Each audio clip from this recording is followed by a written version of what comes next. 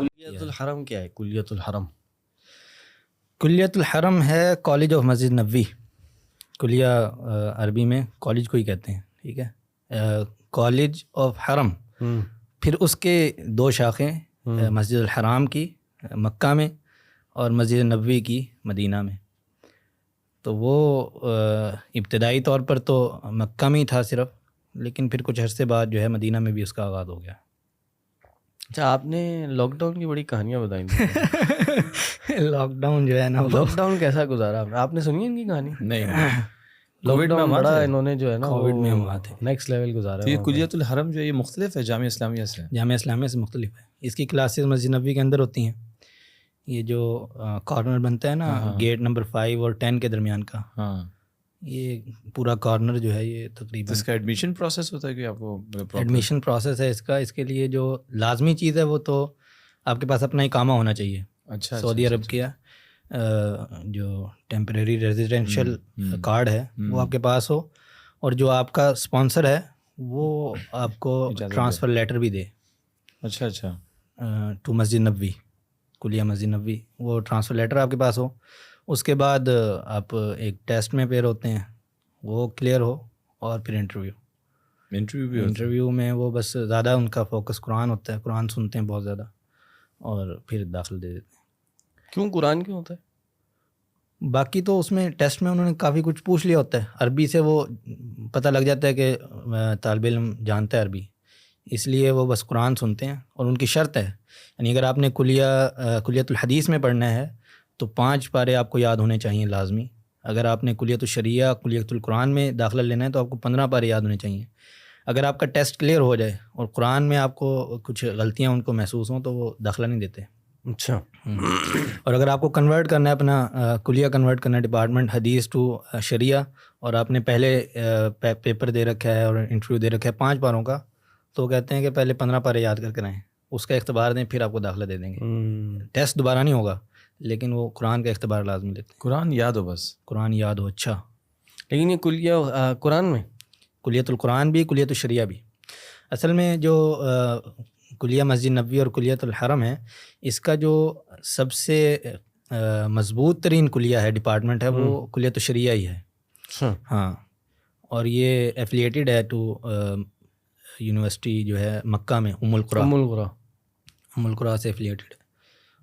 تو وہاں صبح کے ٹائم ہوتی ہیں کلاسز؟ وہاں صرف صبح کے ٹائم کلاسز ہوتی ہیں. وہ ہم گئے تھے نا, تو وہ عمرے پہ گئے تھے, تو وہاں پہ شیخ حنین گئے تھے درس میں نا, صبح کہہ رہے ہیں یار وہاں بھی ہم گئے تو وہاں بھی وہی ماحول تھا جو ہمارے پاکستان کا ماحول ہوتا ہے, ایسے ہی ہے. وہاں بھی شیخ بیٹھے تھے, وہ بچے آئے تو پوچھے ہاں بھائی تم کہاں تھے کل, تم کیوں نہیں آئے, اچھا تم کیوں لیٹ آئے ہو, کل کہاں غائب تھے تم. بہت روایتی انداز جو ہمارے یہاں ہے, بالکل اسی طرح کا. تو اچھا اقامہ ہونا ضروری ہے آپ کا, اقامہ تو یہاں سے نہیں جا سکتے پھر؟ یعنی یہاں سے نہیں جا سکتے. اصل میں یہ کھولا ہی ان لوگوں کے لیے گیا تھا جو یونیورسٹیز کا ان کا سسٹم ہے, اس میں اصل میں قید ہے نا 25 سال کی عمر کے بعد آپ داخلہ نہیں لے سکتے. تو انہوں نے یہ شیخ عبد الرحمن سدیس جو ہیں حافظہ اللہ, ان کی خاص عنایت اور ان کی خاص توجہ کی وجہ سے اس کو قائم کیا گیا کہ کچھ بڑی عمر کے بھی جا سکتے. بڑی عمر کے ہمارے ساتھ مصری تھے, وہ دوران تعلیم ہی عربی آنی چاہیے نا, عربی اور قرآن. یہ عربی بھی ضروری نہیں ہے, اگر آپ اختبار میں پاس ہو جاتے ہیں بغیر عربی لغت آئے تو مسئلہ تھوڑی ہے. اور وہاں پہ پھر لیولز بھی ہیں. آپ جو ہے جو جامعہ کا ڈپارٹمنٹ ہے اس سے نیچے پڑھ سکتے ہیں. اقامہ لینے کے لیے پہلے کوئی جاب لینی پڑے گی یا نہیں, خریدنا ضروری پڑے گا نہیں اقامہ ہے. آپ کو. آپ کا اگر کسی سے تعلق واسطہ ہے تو وہ آپ کو اسپانسر کر سکتا ہمارے ہے. پاس اور رہنے سہنے کے لیے کیا ہوتا ہے, وہ تو نہیں کچھ دیتے ہوں گے آپ کو؟ ویسے ان کے ساتھ جو ایگریمنٹ ہے اس میں کچھ نہیں ہے, ٹھیک ہے. لیکن اب آہستہ آہستہ خیری ادارے جو ہیں وہاں پہ جو وقف ہیں, جو بلڈنگز پوری وقف کر دیتے ہیں, انہوں نے مسجد نبوی کو بھی اور کلیہ جو حرم مسجد الحرام کا ہے ان کو بھی کچھ بلڈنگز دے رکھی ہیں. تو وہاں پر جو ہے وہ انتظام ہو جاتا ہے رہائش کا. پھر دوسرا یہ ہے کہ اب ہم سن رہے ہیں کہ وہاں پر کچھ اسکالرشپ کا بھی انتظام ہو رہا ہے, تو وہ بھی جو ہے. نہیں تو یہ فیس لیتے ہیں کلیہ حرم میں؟ فیس کچھ نہیں ہے, تو پھر اسکالرشپ کیسی, مطلب ایڈ, فائنینشیل ایڈ, فائنینشیل کہ رہنے کے لیے گھر اور اقامہ اور وہ, جیسے جامعہ اسلامیہ میں ملتے ہیں نا پیسے کچھ آپ کو؟ ہاں جامعہ اسلامیہ میں تو باقاعدہ اسکالرشپ ہے جس میں وہ آنے جانے کا ٹکٹ بھی دیتے ہیں آپ کو, رہائش بھی دیتے ہیں اور ہیلتھ فیسلٹیز بھی دیتے ہیں, کھانا بھی سبسڈائز ہوتا ہے. تو اس طرح ادھر تو پوری فلی فنڈیڈ. 2 ریال میں ناشتہ ملتا ہے, 2 ریال میں ناشتہ ملتا ہے, 2 ریال میں نہیں ناشتہ ملتا. پھر ٹوٹل جو پورے دن کا کھانا ہے وہ 5 ریال. 5 ریال میں, ٹھیک ہے ٹوٹل. ہاں تو وہ آپ جس طرح مرضی تقسیم کر لیں, چاہے تو 2 ڈنر اور جو لنچ ہے وہ 2 ریال کا اور 1 ریال کا ناشتہ, یا جس طرح مرضی تقسیم کر لیں. 5 ریال ہے. یہ کلیت آپ نے کلیت الحدیث میں پڑھا ہے؟ کلیت الحدیث میں, شریعہ میں نہیں پڑھا ہیں شریعہ میں نہیں پڑھا. تو آپ اس میں تھے, کلیت الحرم میں تھے آپ؟ میں کلیت الحرم کے کلیت الحدیث میں تھے, کلیت الحدیث ڈپارٹمنٹ. ہاں پورا کر کے آئے وہاں سے آپ؟ وہاں پورا نہیں پڑھ سکے. نہیں تو اس میں ڈگری ملتی ہے آخر میں؟ ڈگری ملتی ہے, اور جتنا میں نے پڑھا ہے اس کی بھی ڈگری مجھے مل جائے گی. اچھا. نے ہاں جب میں آنے لگا وہاں سے تو ان کو میں نے ریکویسٹ کی. ویسے ماشاء اللہ کیا ڈگری کتنے سال کا ہوتا ہے یہ جو ایک بیچلر کورس ہوتے ہیں 4 سال کے. بالکل. تو آپ وہاں پہ کام میں مطلب اس پہ گئے تھے؟ جی. اچھا اچھا اچھا. چلتے ہیں عثمان میں, ہم بھی چلتے ہیں. صحیح بات ہے.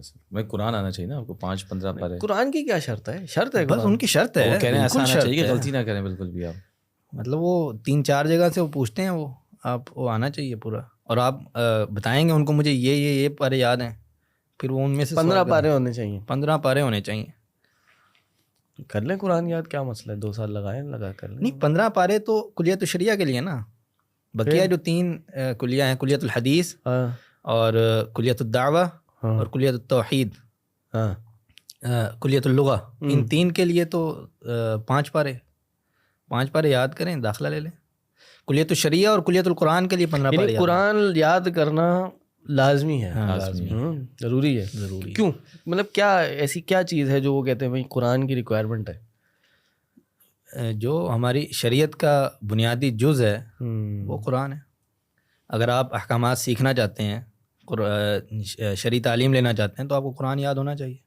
قرآن سے آپ کا ایک تعلق ہونا چاہیے لازمی. وہ ہے نا مسند احمد کی بھی حدیث ہے نا, کہ جس نے شروع کی 7 صورتیں سمجھ لیں یا حفظ کر لیں, وہ ہے احصا, مطلب اس کو شمار کر لیا, تو وہ ایک عالم ہے. حدیث ہے مسند احمد کی. تو 7 اگر صورتیں اگر آپ کو آ گئیں تو آپ عالم ہیں. بھائی اگر آپ کو رات کو سونے سے پہلے یا رات کو 10 آیتیں آپ پڑھ لیں, اس پہ بھی تو ہے نا کہ پھر آپ کو جو ہے غفلوں میں سے نہیں, ہاں وہ شمار نہیں قیام میں, کہ اگر 10 آیتیں تلاوت کر لیں قیام اگر آپ تو لم یکتب من الغافلین, تو آپ کو غافلین میں نہیں شامل کیا جائے گا. سبحان اللہ.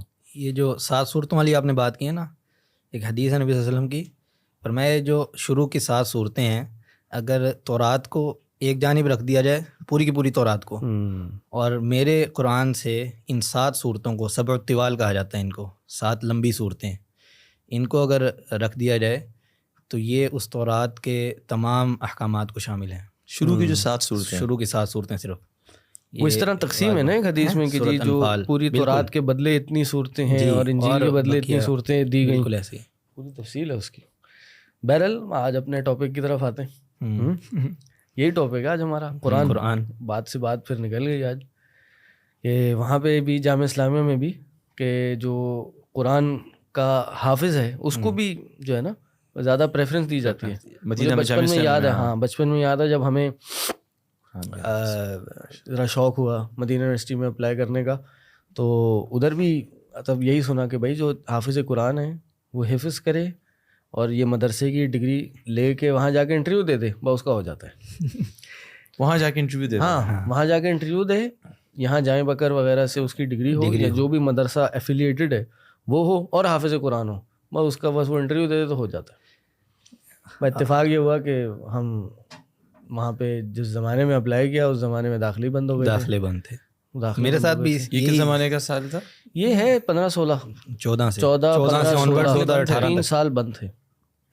وہ دنیا میں وہ سیاسی ایشوز تھے, تو اس وجہ سے جو ہے یمن کے کچھ معاملات تھے. اچھا, وہ نہیں چاہتے کہ داعش کے ایشوز جو ہیں وہ اپنے نہیں چاہتے کہ باہر کے لوگ ہیں. جی جی جی. اور اس زمانے میں پھر ہماری عمر بھی نکل گئی.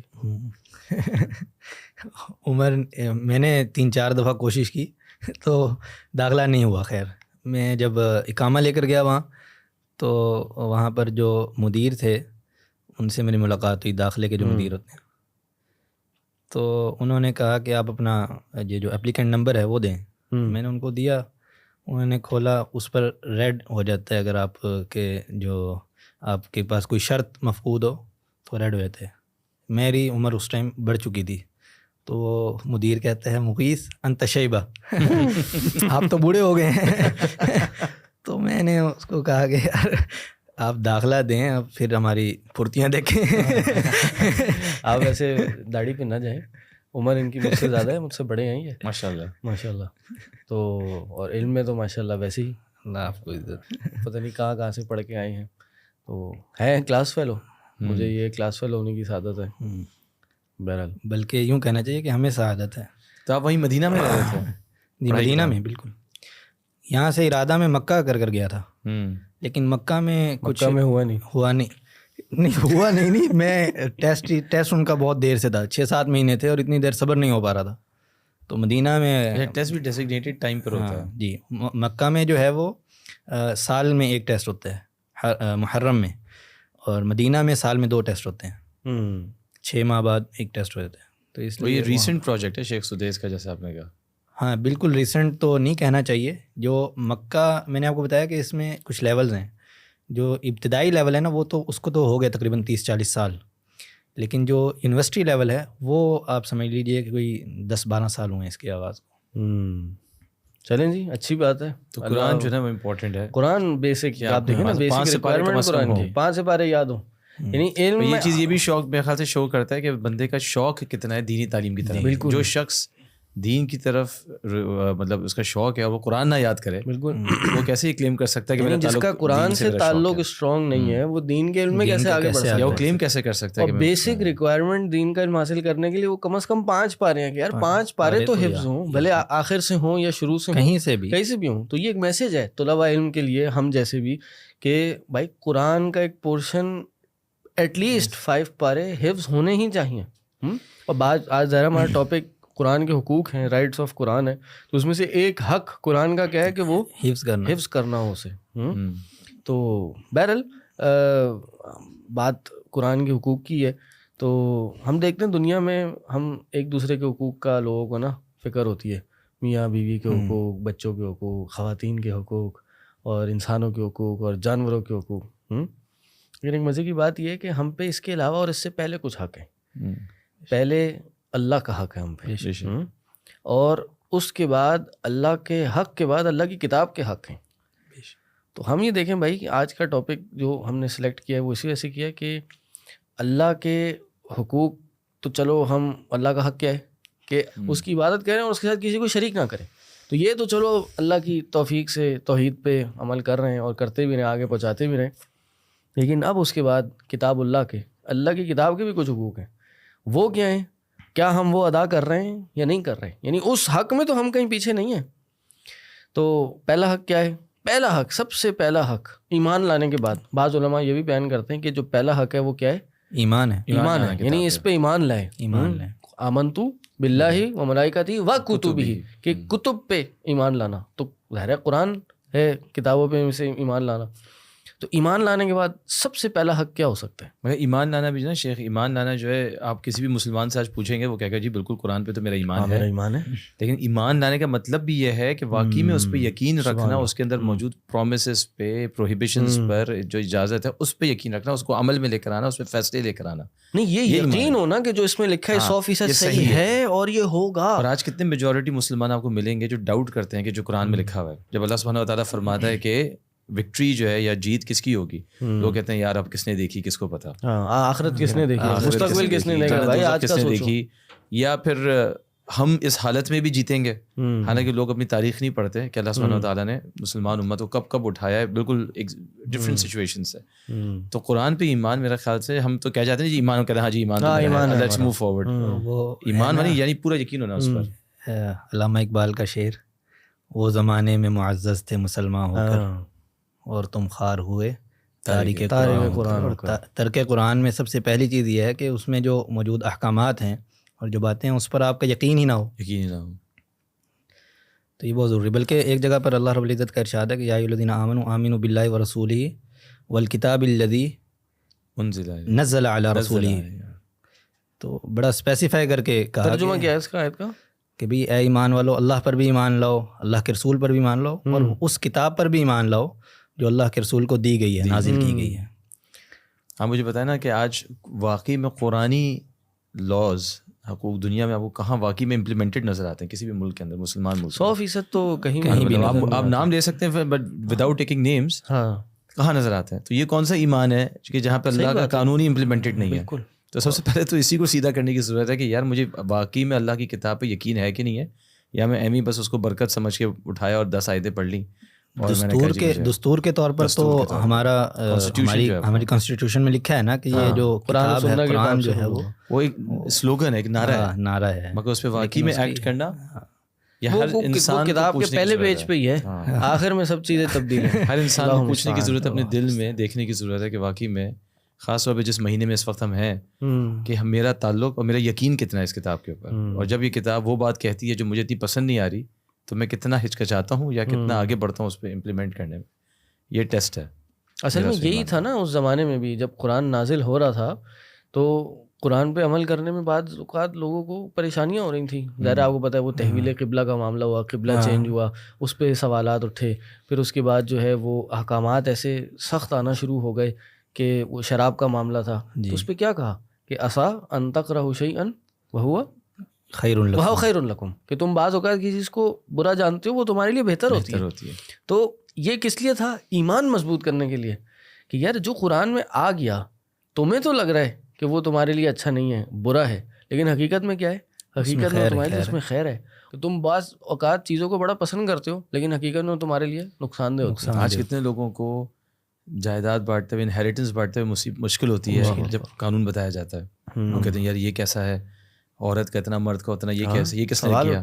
تو انسان پوچھتا ہے کہ بھائی یہ نہ اللہ کے رسول نے لکھا نہ کسی فرشتے نے لکھا, یہ تو خود اللہ کے الفاظ ہیں, اللہ کے الفاظ ہیں, اور آپ اس کو چیلنج کر رہے ہیں. دیکھیں نا حدیث میں اور قرآن میں, حدیث قدسی میں اور قرآن میں فرق کیا ہے کہ حدیث قدسی بھی اللہ کی طرف سے ہوتی ہے لیکن اس کے الفاظ اللہ کے رسول صلی اللہ علیہ وسلم کے ہوتے ہیں, لیکن قرآن جو ہے اس کے معنی بھی اور الفاظ دونوں من اللہ ہیں, ایک لفظ بھی آگے پیچھے نہیں ہے, ایک حرف بھی آگے پیچھے نہیں ہے. تو یہ مطلب انسان اللہ کی صفت ہے یہ کلام اللہ. اگر اس اعتبار سے آپ سوچنے بیٹھیں تو کتنا زبردست تعلق ہے ایک انسان کا اپنے رب کے ساتھ, اپنے خالق کے ساتھ, کہ آپ اس کے ادا کیے ہوئے کلمات آپ ادا کر رہے ہیں. اصل میں آپ دیکھیں یہ جو قرآن کے حقوق ہے نا, یہ جب مزید آگے کے حقوق ہم ادا کریں گے نا تو یہ پہلا جو ایک طرح سے حق ہے, جو بیسک ایک حق ہے ایمان والا, یہ اسی کو وہ کہتے ہیں نا کہ کمپلیمنٹ کرے گا. میرے خیال سے یہ جو ایمان والا حق ہے نا, یہ اللہ کے پر بھی ایمان سے کنیکٹیڈ ہے. اگر مجھے اللہ پہ بھی سالڈ ایمان ہے نا, وہ والا ایمان, توکل والا, اس کا خیال رکھنے والا, جو ڈیسیژنز لے رہا ہے, جو اس وقت ہو رہا ہے میرے آس پاس, اگر مجھے اللہ نہ کرے اس میں بھی شک ہے نا, تو ظاہر بات ہے پھر اس کی صفت یا اس کی کتاب پہ بھی مجھے شک ہوگا. صحیح بات ہے کہ یار یہ تو کتنی دفعہ آپ کو لوگ ملتے ہیں ہمیں کارپوریٹ لائف میں ویسے, جو کہتے ہیں یہ تو 1400 سال پرانی چیز ہے, یہ تو اونٹوں کے زمانے کے لیے چیز نازل ہوئی, مسلمان کہتے ہیں. اور مزے کی بات یہ ہے کہ آج کی تاریخ میں اللہ پہ, اگر اللہ کے وجود پہ آپ نے اپنا ایمان پختہ کرنا نا تو قرآن کھول کے دیکھ لیں. اس کے علاوہ ہو کیا سکتا ہے؟ قرآن اپنے الفاظ بہت سب سے بڑی دلیل ہے. ظاہر ہے اللہ کے رسول تو ہمارے سامنے نہیں ہے نا, اللہ تعالیٰ کو بھی ہم نہیں دیکھ سکتے. صحیح, کیا چیز ثبوت کے طور پر, معجزے کے طور پہ ہمارے سامنے وہ قرآن ہے کہ بھائی یہ قرآن تم پڑھ رہے ہو, اس سے بڑی نشانی, اس سے بڑا معجزہ, اس سے بڑا اللہ کے وجود پہ دلالت کرنے والی چیز ہو کیا سکتی ہے؟ یہی اتنی بڑی آیت ہے یہ. انشاءاللہ پھر اس پہ کبھی بات کریں گے کہ قرآن کے معجزے کیا ہیں, کس طرح قرآن اپنے آپ کو ہی پروف کرتا ہے کہ قرآن سچ ہے. تو بات حقوق کی ہو رہی تھی. ایمان تو ظاہر ہے یہ تو مطلب میں کہتا ہوں یہ حق نہیں ہے, یہ تو سب سے پہلا وہ کہتے ہیں مینڈیٹری چیز ہے نا, اس کے علاوہ تو کچھ ہو ہی نہیں سکتا نا. یعنی قرآن تو بھائی پورا قرآن تو بہت دور کی بات ہے, ایک آیت کی قرأت جو تواتر سے ہم تک آئی ہے. تواتر سے مطلب کہ جو ایک مشہور قرأت ہے, مشہور سے مراد کلیکٹیو سب اجماع ہے اس کی آیت کی قرأت پہ, اس پہ بھی اس زیر زبر کو بھی اگر تبدیل کر کے ہم پڑھ لیں گے یا اس کا انکار کر دیں گے تو یہی کفر ہے. یعنی حق تو کیا, یہ تو مطلب پھر تو بات ہی ختم ہو گئی نا. حق تو بعد میں آتے ہیں بھائی. میاں بیوی کے حق کب ہوتے ہیں؟ جب وہ شادی ہوتی ہے, جب نکاح ہوتا ہے, پھر وہ ہوتے ہیں نا میاں بیوی کے حقوق. تو یہاں تو جب قرآن کو قرآن تسلیم کریں گے تب حقوق شروع ہوں گے نا. اب یہ قرآن کو قرآن ہی آپ نے تسلیم نہیں کیا, اس کی ایک آیت کا 2 آیتوں کا آپ نے انکار کر دیا, یا اس میں کہا کہ یہ قرآن ہی پورا نہیں ہے. نہیں برکت مانتے ہیں, کبھی چومتے ومتے بھی ہیں اور ہم اوپر بھی رکھتے ہیں, سب چیزیں برکت مانتے ہیں اس کی, لیکن اس کے اندر جو چینج ہے لائف کے اندر, جو اس کے اندر کانسٹیٹیوشن ہے, دستور ہے, جیسے کہا شیخ نے, جو اس کے اندر پرنسپلز آف لائف ہیں, وہ کہتے ہیں یار یہ سمجھ میں نہیں آتی ابھی, یہ بہتر ہے کوئی گورا مجھے سمجھا دے آ کے. ہم تو کارپوریٹ لائف میں دیکھتے ہیں نا, جو آدھی ٹریننگز ہم اٹینڈ کر رہے ہوتے ہیں سافٹ اسکلس پہ, اگر واقعی میں آپ دیکھیں تو قرآن میں بہت پہلے چیز لکھ دی گئی تھی, آپ کا ٹائم کیسے مینیج ہو, آپ کا ایموشنل انٹیلیجنس کیا چیز ہوتی ہے, سب قرآن میں, لیکن ہم پڑھتے ہی نہیں. بہرحال دیکھیں, میں یہی کہہ رہا ہوں نا کہ قرآن کے اگر آپ نے واقعتاً قرآن سے صحیح معنی میں فائدہ اٹھانا ہے تو قرآن کے یہ 5 حقوق یا 5 سے 6 جو حقوق ہیں ان کو ادا کرنا ہم شروع کر دیں. تو پہلا حق کیا ہے جس کو ہمیں ادا کرنا ہے؟ مطلب میں جو علماء سے میں ملتا ہے وہ یہ ہے کہ قرآن کا جو سب سے پہلا حق ہے نا وہ یہ ہے کہ بھائی اس کی کم از کم تلاوت کی جائے, پڑھا تو جائے, تلاوت تو کی جائے, یعنی ان دا لیسٹ بٹ. اس میں کوئی مشکل کا آتا ہے, کم از کم اس قرآن کو پڑھا جائے. وہ ہے نا اللہ کے نبی صلی اللہ علیہ وسلم نے کیا فرمایا کہ لا تجعلوا بیوتکم مقابر, اپنے گھروں کو قبرستان نہ بناؤ, اور اپنے گھر میں قرآن پڑھا کرو. ایک حدیث اس میں آتا ہے کہ نماز پڑھا کرو اپنے گھر میں, اور اسی حدیث میں آتا ہے کہ قرآن پڑھو, سورہ بقرہ پڑھو گھر میں. کیوں؟ جس گھر میں سورہ بقرہ پڑھی جاتی ہے, ان الشیطان ینفر من البیت الذی تقرأ فیہ البقرہ, جس گھر میں سورہ بقرہ کی تلاوت بار بار کی جاتی ہے اس گھر سے شیطان بھاگ جاتا ہے, یعنی چلا نہیں جاتا. غور کریں, چلا نہیں جاتا, ینفر یا پھر بھاگ جاتا ہے, فرار ہو جاتا ہے. تو ظاہر ہے یہ اب سب سے پہلا حق ہے. اب آپ کو اگر نہیں بھی سمجھ آ رہی نا, اچھا بعض لوگوں نا ایک بیریئر ہوتا ہے دماغ میں, ایک بیریئر ہوتا ہے, یار مجھے سمجھ تو آنی نہیں, میں کیوں پڑھوں. اس سے پہلے تو بیریئر یہ ہوتا ہے کہ جی مجھے تو پڑھنا ہی نہیں آتا. ہاں مجھے پڑھنا نہیں آتا, میں بڑا ہو گیا ہوں. یہ بھی ایک المیہ ہے, اور لوگ پھر گھبراتے ہیں, شرماتے ہیں کہ میں کسی ٹیچر کے سامنے جاؤں گا تو مجھے ناظرے سے دوبارہ قاعدے سے اسٹارٹ کرنا پڑے گا. تو اس کی ویلیو جو نا آپ بتائیں ضرور کہ ایک شخص جو کوشش کرے قرآن پڑھنے کی اس کا کیا اہمیت ہے. دیکھیں اللہ کے دربار میں تو نیت کا ثواب ہے نا. انسان کو نہ بھی پڑھنا آتا ہو تو وہ صرف نیت بھی کرے, کوشش کرے. وہ اللہ لیس علی الانسان الا ما سعی, کہ انسان کے لیے کچھ بھی نہیں ہے سوائے اس کے جو اس نے کوشش کی. تو انسان صرف کوشش بھی کر لے, اللہ اس کو یعنی آسان کر دے گا اس کے لیے. اور بات یہ ہے کہ بھائی وہ جو حدیث ہے نبی کریم صلی اللہ علیہ وسلم نے فرمایا کہ من قرأ حرفا من کتاب اللہ فلہ بہ حسنہ, کہ جس نے ایک حرف بھی کتاب اللہ سے پڑھا اس کو اس کے عوض میں ایک نیکی مل جائے گی. اور نیکی کا جو اجر ہے وہ ایک نہیں رہتا, والحسنہ بعشر امثالہا, کہ نیکی جو ہے وہ 10 گنا کر کے دی جاتی ہے. یہ بات صحیح ہے, آپ مجھے کریکٹ کریں کہ بھائی جو شخص احسن طریقے سے قرآن پڑھتا ہے اس کا درجہ جو اللہ کے رسول صلی اللہ علیہ وسلم نے حدیث میں بتایا کہ اس کا ایک بہت اونچا درجہ ہوگا. لیکن جو شخص کوشش کر کے پڑھ رہا ہے, لوٹ کھڑا کے پڑھ رہا ہے, اس کا درجہ ڈبل اس کا جو اجر بتایا گیا. ایسے بالکل نبی علیہ الصلوۃ والسلام کی حدیث ہے نا کہ جو قرآن پڑھے اور اس میں اٹکن زیادہ ہو اور اس کی زبان اس کا قرات میں ساتھ نہ دے تو اس کے لیے ڈبل اجر. کوشش کر رہا ہے, اللہ تعالیٰ کو یہ پسند ہے کہ آپ کوشش کریں. تو وہ لوگ جو کہتے ہیں کہ جی ہم کیسے کھولیں, کیسے پڑھیں, اگر آپ صرف کوشش بھی کریں گے تو ڈبل اجر. اصل میں اس حوالے سے کچھ ہو سکتا ہے کہ بیریئر جو یہ بنا وہ اس وجہ سے کہ لوگ علماء جو ہیں یا جو اس فیلڈ کے لوگ ہیں وہ تجوید کی شرط بعض اوقات لگا دیتے ہیں کہ آپ کو اس طرح پڑھنا آنا چاہیے کہ تجوید کے ساتھ ہو. تو یہ آپ سمجھیے کہ مطالبہ تو ہے شریعت کا کہ آپ کو قرآن بہت اچھے طریقے سے پڑھنا آنا چاہیے, اور ایک غنا کی صورت بھی ہونی چاہیے, اور جو ہے خوبصورت اور الحان اچھا ہو, آپ کی آواز اچھی ہو, اور مخارج بہت. لیس منا من لم یتغنى بالقرآن, ہم میں سے وہ نہیں ہے جو قرآن کو اچھی آواز میں کر کے نہ پڑھے. خوبصورت یعنی وہ قرآن پڑھتے ہوئے جو اس کی کیفیت ہے وہ اس کے جو ہے ترنم کا اظہار کرے گی. ٹھیک ہے.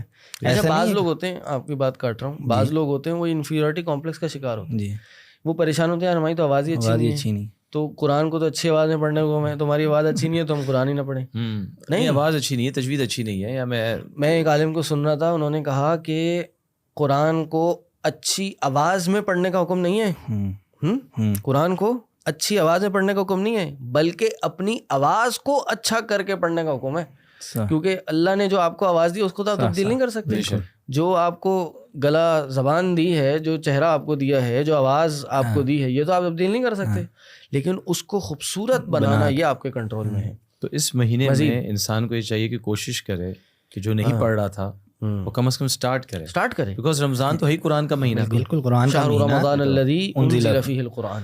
اسی طرح نبی علیہ الصلوۃ والسلام کے حوالے سے نا خاص کہ اس مہینے میں جبریل آتے تھے اور اللہ کے رسول کے ساتھ ایک دور مکمل قرآن کا, اور قرآن اور آخری حصے میں تو دو دفعہ دور ڈبل کیا آپ نے. قرآن اور رمضان کا جو تعلق ہے اس حوالے سے آپ یوں سمجھیے کہ یہ نہ صرف اس دنیا میں قائم ہے بلکہ آخرت میں بھی یہ تعلق قائم رہے گا. کیسے کہ نبی علیہ الصلوۃ والسلام نے فرمایا نا کہ روزہ اور قرآن دونوں اکٹھے جو ہے اپنے ماننے والے کے لیے, اپنے ادا کرنے والے کے لیے سفارش کریں گے اللہ رب العزت کی. شیخ نے ذکر کیا تھا سورۃ بقرہ کے حوالے سے. اس حدیث کے آخر میں ایک اور سورۃ بقرہ اور آل عمران کے پڑھنے کا جو فائدہ ہے, اور میں کہ آپس میں جو ہے وہ مجادلہ کریں گی کہ میں نے سفارش کرنی ہے آل عمران کا کہ میں نے سورۃ بقرہ کی میں, یا اللہ رب العزت سے اس پرزور انداز میں وہ سفارش کری ہوں گی کہ جو دیکھنے والا ہے اس کو محسوس ہوگا یہ تو لڑ رہی ہیں.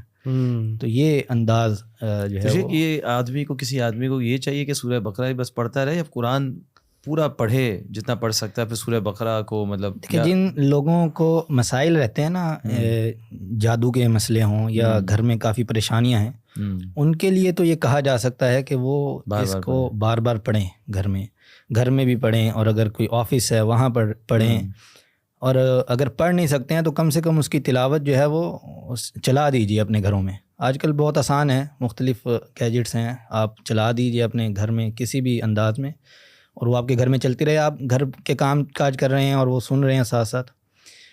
اگر ایسا کوئی پرابلم نہیں ہے تو پھر یہ ہے کہ مکمل قرآن کی جو ہے وہ تلاوت ہونی چاہیے.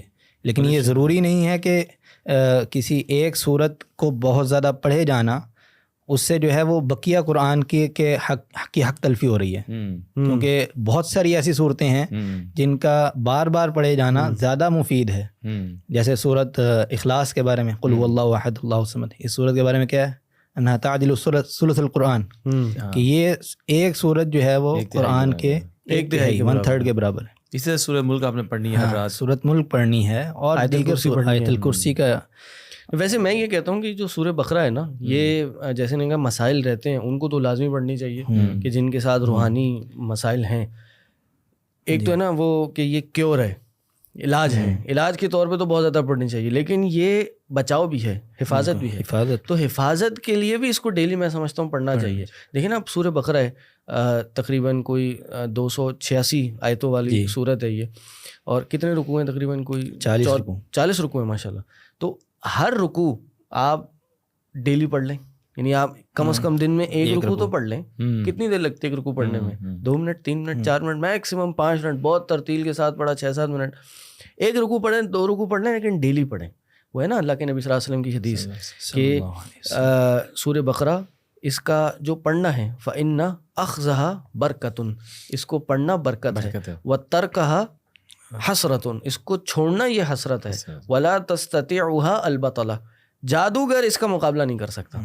تو جب آپ اس کو پڑھ رہے ہوں گے, یہ ایک پروٹیکشن اپنے اوپر صبح چڑھا کے آپ نکلیں گے, یا رات کو آپ اپنے اوپر یہ پروٹیکشن کور کر لیں گے, تو پھر یہ جادوگر سے بھی آپ کی حفاظت بن جائے گی. اور میں نے صحیح سنی ہے نا بات کہ آپ کم از کم کچھ نہیں تو ہر رات کو آخری 3 آیتیں سورہ بقرہ, آخری 2 آیتیں کی تلاوت. اس کے بارے میں نبی علیہ الصلوۃ والسلام کا فرمان ہے کہ وہ آپ کو کفایت کر جائیں گی ہر چیز سے کفایت کر جائیں گی. وہ رات میں آپ جانتے ہیں کہ شریر انسان بھی نکلتے ہیں چوری چکاری کے لیے اور ڈاکے زنی کے لیے, یا جانور بھی بعض اوقات نکل آتے ہیں. آپ کسی ایسی جگہ پر سو رہے ہیں جہاں پر جانور بہت زیادہ آتے جاتے ہیں, تو وہ اس سے بھی آپ کی حفاظت ہو سکتی ہے. اسی طرح حدیث ہے نا, اسی حوالے سے نبی علیہ السلام نے فرمایا کہ کوئی ایسا گھر نہیں ہے کہ جس جگہ پر 3 دن یہ سورہ بقرہ کی آخری 2 آیتیں پڑھی جائیں, کوئی ایسا گھر نہیں ہے کہ وہ 3 دن پڑھ لیں تو شیطان ان کے قریب بھی آ سکے. یعنی یہ 2 آیتیں روز 3 دن کا. مگر ہمارا ایمفیسس اگین یہ ہونا چاہیے, حق جو قرآن کے حقوق ہیں اس کے اوپر یہی کہ اپنے آپ کو صرف اس پہ انسان نہ کر لے مطلب کہ بس میں نے یہ چند چیزیں ہی پڑھتے رہنی ہر وقت. قرآن یعنی پورا پڑھنے کی کوشش کرنا, ہاں تلاوت کرنا قرآن کی پوری شروع سے. دیکھیں نا, اور اکثر جو سلف تھے اور آج کے زمانے میں بھی یہ شیخ بن باز رحمہ اللہ کے بارے میں آتا ہے, اور یہ میں نے شیخ مدینہ کے جو شیخ ہیں شیخ عبدالرزاق البدر, ان کی زبانی سنا تھا کہ شیخ بن باز جو ہیں یہ ایک ہفتے میں پورا قرآن پڑھ لیا کرتے تھے, یعنی 7 دن میں یہ قرآن پڑھ لیا کرتے تھے. اور ہمارے جو پاکستان کے بہت بڑے عالم دین ہیں شیخ ارشاد اللہ قصری حافظہ اللہ, اللہ ان کی حفاظت کرے, اللہ ان کے علم میں برکت عطا کرے, ان کا سایہ تا دیر ہم پہ رکھے. یقیناً ایک بہت بڑا ایسٹ ہے اس امت کے لیے آج کی تاریخ میں. ان کے بارے میں نے سنا ہے کہ وہ ڈیلی 5 پارے قرآن کے لازمی پڑھتے ہیں. اور سلف میں سے کئی ایک کے آپ کو اقوال ملیں گے, وہ کہتے ہیں کہ اللہ اکبر, کہ ہم قرآن پڑھتے گئے, صبح کے ٹائم تلاوت کرتے گئے, اللہ ہمارے وقت میں برکت دیتا چلا گیا, یہاں تک کہ ہم دن میں 5 پارے بھی پڑھنا شروع ہو گئے, اور اللہ نے ہمارے پورے وقت میں اتنی برکت عطا کر دی. بے شک. تو ہم سمجھتے ہیں, اور مجھ سمیت میں باتیں کر رہا ہوں, میں اس میں کمزور ہوں, لیکن بس اللہ ہم سب کو توفیق دے. ہم سمجھتے ہیں کہ قرآن زیادہ پڑھنے سے ہمارا ٹائم جو ہے وہ کنزیوم ہو رہا ہے. یہ جو نا یہ بھی ایک شیطان کی طرف سے کہ یار میں تلاوت کروں گا, یار کام ہے مجھے, اب ادھر جانا ہے, وہ میٹنگ ہے, اب اس کے پاس جانا ہے, مجھے جم جانا ہے, ایکسرسائز کرنی ہے. واقعی میں اسٹارٹ کریں ریسیٹیشن, آپ دیکھیں, اور آپ چلتے جائیں, آپ کو پتہ بھی نہیں چلے گا. میں واللہ آپ کو بتاؤں, پچھلے 2-3 ہفتے کافی مصروف گزرے, اور اس میں کئی ایک آدھ دن ایسے گزر گئے کہ دن میں تلاوت میں اس طرح سے نہیں کر سکا, کئی ایک آدھ دن تو مس بھی ہو گئی. تو میں نے ایک ہفتے بعد اپنا تھوڑا نا چیک لیا, میں نے کہا یار, اور وہی ہفتہ تھا کہ میں دن بھر کافی ٹینس رہتا تھا کہ یار یہ تو کام ہی ختم نہیں ہو رہا ہے, گھڑی گھوم جاتی ہے, صبح ٹائم بھی زیادہ دے رہے ہیں, سب چیزیں کر رہے ہیں, لیکن کام نہیں پورے ہو رہے, وقت گزر جاتا ہے, اور جو ٹارگیٹ ہوتے ہیں دن کے وہ میٹ نہیں ہو رہے. میں دیکھا یار یہ قرآن میں کمی آ رہی ہے. اور میں کتنا قرآن پڑھتا ہوں, یا میں کوئی بہت زیادہ قرآن نہیں پڑھتا جو ہمارے اسلاف اور علماء پڑھتے ہیں, جتنا پڑھنا چاہیے اس قرآن کو. تو اس کے بعد میں نے دوبارہ اس کو میں دیکھا یار یہ کمی آئی ہے, میں نے پڑھنا شروع کیا, اور واللہ جو اللہ نے برکت ڈالنا شروع کی وقت میں, کہ وہی دن تھا, وہی چیز تھی. دن کے اینڈ پہ اچھے خاصے کام ہوئے ہوتے تھے, میں نے جو ہے ہوتے تھے, پریشان نہیں ہوتے تھے آپ. تو یہ وقت کی برکت ہے. دیکھیں نا, نبی علیہ السلام نے کیا فرمایا, کہا اقرؤوا القرآن فإنہ یأتی یوم القیامۃ شفیعا لأصحابہ, کہ قرآن پڑھو, قیامت کے دن یہ اپنے پڑھنے والے کے لیے سفارشی بن کر آئے گا. تو اس قرآن کو سمجھ کے تو پڑھنا ہی ہے, وہ ابھی آگے ہم اس پہ آ رہے ہیں, لیکن کثرت سے اس کی تلاوت بھی کرتے رہیں. ہم اسلاف کو دیکھتے ہیں, رمضان کا مہینہ ہے, وہ کہتے ہیں بھائی جو اسلاف ہفتے میں 7 دن میں قرآن ختم کیا کرتے تھے, اور رمضان میں 3 دن میں قرآن ختم کیا کرتے تھے. جو 3 دن میں کرتے تھے وہ ایک دن میں پوری رات میں دیکھیں. قرآن ختم کر لوگوں سے آپ پوچھیں جو بہترین زندگی میں چینج آنے کا ٹائم ہے نا, وہ یہ رمضان کا مہینہ ہے. سبحان اللہ. تو ابھی رمضان کے شروع میں تو لوگوں کو یہ چاہیے کہ جو جن کے اندر یہ ڈر ہے, خوف ہے کہ جی میں نہیں پڑھ سکتا, نہیں کر سکتا, this should be your Ramzan resolution, جس کو کہتے ہیں جی میں کیا کروں. ایسے ہی ہے کہ جی میں یا تو کوئی ٹیچر سے پڑھ لوں, اگر میں پڑھ سکتا ہوں دیٹ از بیسٹ, سب سے اچھی چیز ہے. ورنہ یوٹیوب, انٹرنیٹ اور اتنی چیزیں, اب تو ایپس ہیں, ایپ میں آپ کو قرآن پڑھنے کی قرآن ٹیوٹر ایپ ہے. میں بتاؤں میری بھی جو ریلیشن شپ ہے قرآن سے, وہ رمضان میں ہی بنی. ورنہ پہلے ہم بھی صرف 2-3 صورتیں پڑھنے والے تھے اور کبھی پڑھتے نہیں تھے. مگر رمضان جو ہے ایک ایسا مہینہ ہے جو میں کہہ رہا ہوں کہ کسی کو اپرچونیٹی لوز نہیں کرنی چاہیے کہ قرآن آپ ضرور پڑھیں گے. جب اسپیشلی شیاطین بھی ذرا کمزور پڑے ہوئے ہیں اور اللہ کی رحمتیں برس رہی ہیں آپ پر, تو اللہ کی کتاب ضرور کھولیں, اور آپ دیکھیں, اور ڈریں مت اس چیز سے کہ میں پڑھ نہیں سکتا. یہ قرآن میں بات کر رہا تھا, وہ حدیث پوری نہیں ہوئی کہ کتنا اجر ہے. یعنی ہم پڑھتے رہتے ہیں اور ہمیں احساس نہیں ہے کہ ہم کتنے نیکی اپنے اکاؤنٹ میں ڈال رہے ہیں جی. اور قیامت کے دن بندہ ایک نیکی کو بھی ترسے گا, ایک نیکی کم ہو گئی تو یہ سکسیس اور فیلئر میں فیصلہ کرنے کے باعث بن سکتا ہے.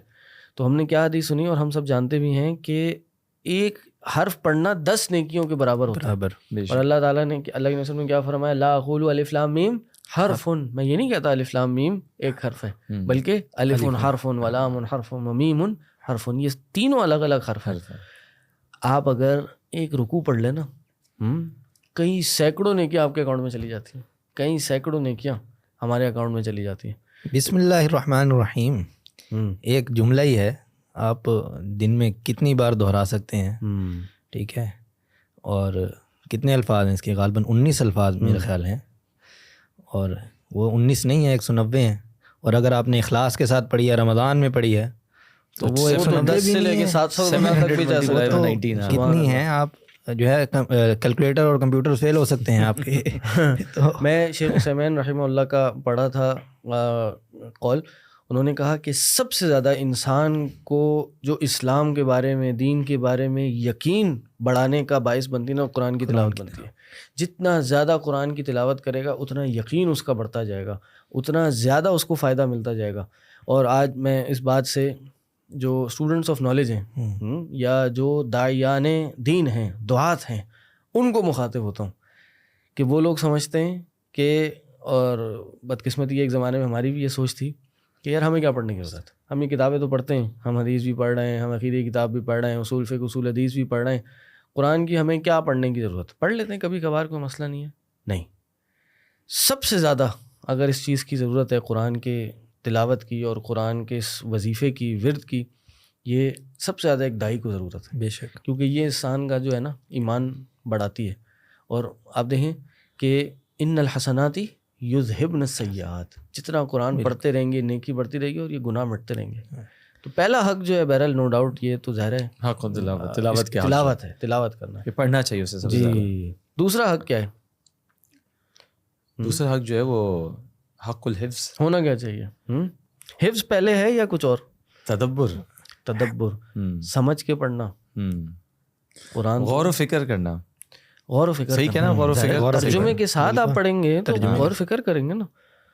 صرف ترجمے کے ساتھ یہ نہیں کہ آپ بس نکل جائیں, سوچنا اس کے اوپر کہ یہ اللہ سبحانہ و تعالیٰ کیا فرما رہا ہے. میں آپ کو بتاؤں, جب پہلی دفعہ میں نے قرآن پڑھنا شروع کیا ترجمے سے, اور ہم نے کافی مطلب ایج گزرنے کے بعد پڑھا قرآن ترجمے سے, قرآن پورا بھی ویسے بھی, تو بس وہ رمضان کا ہی مہینہ تھا, اس کے بعد جب سٹارٹ ہوئے تو لٹرلی ہر ایک پیج کے بعد وہ ہوتا ہے نا کہ آپ جمپ لگاتے ہیں سیٹ سے, اور میں جا کے اپنی وائف سے کہتا تھا یار یہ لگ رہا ہے اللہ تعالیٰ مجھ سے بات کر رہا ہے. جیسے جو میرا زمانہ ہے, جو میرے لوگ ہیں, جو میری سوسائٹی ہے, میری کمیونٹی ہے, یہ اس کے لیے آیات نازل ہوئی ہیں جیسا بھی نازل ہوئی ہے. مطلب it was an amazing experience. جس کی کو بھی جو بھی بندہ سن رہا ہے نا, اس کو چاہیے وہ ٹرانسلیشن, آسان ترجمہ, اردو انگلش جو بھی آپ کو آتا ہے, آپ اسے پڑھیں, اس پہ غور و فکر کریں, آپ اس کو یوں اپنے اوپر اپلائی کریں کہ اللہ آپ سے بات فرما رہا ہے, اللہ تعالیٰ آپ سے کہہ رہا ہے کچھ, اور اپنے آپ کو اس میں ڈھالنے کی کوشش کریں اس آیت کے اندر کہ میں کہاں کھڑا ہوں, جو اللہ سبحانہ و تعالیٰ چاہ رہا ہے, جو فرما رہا ہے. دیکھیں نا, اللہ نے قرآن میں کہا کہ ہم نے اس قرآن کو عربی زبان میں نازل کیا, بلسان عربی, ہم نے عربی میں نازل کیا. کیوں؟ تاکہ تم اہل اللغہ ہیں, تاکہ اس کو سمجھ سکیں. یعنی اصل مقصد اس قرآن کو نازل کرنے کا اس کا فہم تھا, اس کو ترجمے کے ساتھ سمجھنا تھا, سیکھنا تھا. آپ دیکھیں, اگر کوئی آپ کو فورن ایریا سے, کسی ایسی کنٹری سے کوئی لیٹر ہے, کوئی ای میل ہو, اور آپ کو پتہ ہے یار یہ بڑی امپورٹنٹ ہے, اور فار ایگزامپل آپ ایک کمپنی میں جاب کرتے ہیں اور آپ کا باس جو ہے وہ اسپینش ہے, انگلش نہیں آتی اس کو, اور اس نے آپ کو ایک ای میل کی ہے, اور آپ صبح اٹھے کہ یار یہ تو آج کل ویسے شیخ چائنیز کا دور ہے, چائنیز ہے آپ کا, پاکستان میں تو چائنیز باس ہو بھی سکتا ہے, چائنیز نے آپ کو ای میل کی, جی جی, اور ہاں تھوڑے عرصے میں تو ایسے ہی ہونے والا ہے. تو چائنیز نے آپ کو ای میل کی, صحیح, آپ صبح اٹھے, آپ نے کہا یار واہ سبحان اللہ, آپ نے وہ ای میل پرنٹ کی, پرنٹ نکال کے آپ نے اس کو اچھے سے فریم میں کرا, اس کو چوما اور وہاں پہ رکھ دیا. آپ کے گھر والے آپ کو دیکھ کے کیا کہیں گے, یار یہ پاگل ہے, ہاں ناشتہ کراؤ اس کو, چائے وائے نہیں ملی صبح کی. بھائی قرآن پتا اس میں اس نے آپ کو کہا ہو کہ اب آپ کل سے مت آئے نوکری میں, یہی میں آپ کو کہہ رہا ہوں, ہو سکتا ہے پروموشن ہو سکتا ہے وہ کہہ رہا ہے یار کمپنی میں نے تمہارے نام کر دی. آپ کیا کریں گے, آپ کہیں گے یار یہ ایسا نہیں کریں گے آپ کہ یار وہ اس کو چمیاں دے کے جو آپ اوپر وہاں رکھ لیں گے, بلکہ آپ ٹرانسلیٹ کریں گے. خود نہیں آتی ہوگی تو کسی کے پاس بھائی میرے باس نے بھیجا ہے, اپنے کو ورکر کولیگ سے پوچھیں گے کہ یار یہ ای میل آئی ہے, باس کی ای میل ہے, آتی نہیں ہے اتنی آسانی سے, آج آ گئی, یقیناً کوئی بڑی بات ہے, یا تو میں فارغ ہو گیا یا پروموشن ہو گئی یا پتہ نہیں کیا ہوا, یہ ذرا ٹرانسلیٹ کر کے دے دو. لیکن قرآن کے معاملے میں ہم اکثر جو ہے ایسا نہیں کرتے, بس قرآن پڑھ لیا اور شادی ہوئی تو دلہن کو رخصت کرتے ہوئے ہم نے سر کے اوپر رکھ دیا, بھلے شادی میں کوئی کام ہم نے شریعت کے مطابق نہیں کیا, تمام شریعت کی دھجیاں بغیر کے رکھ دیں.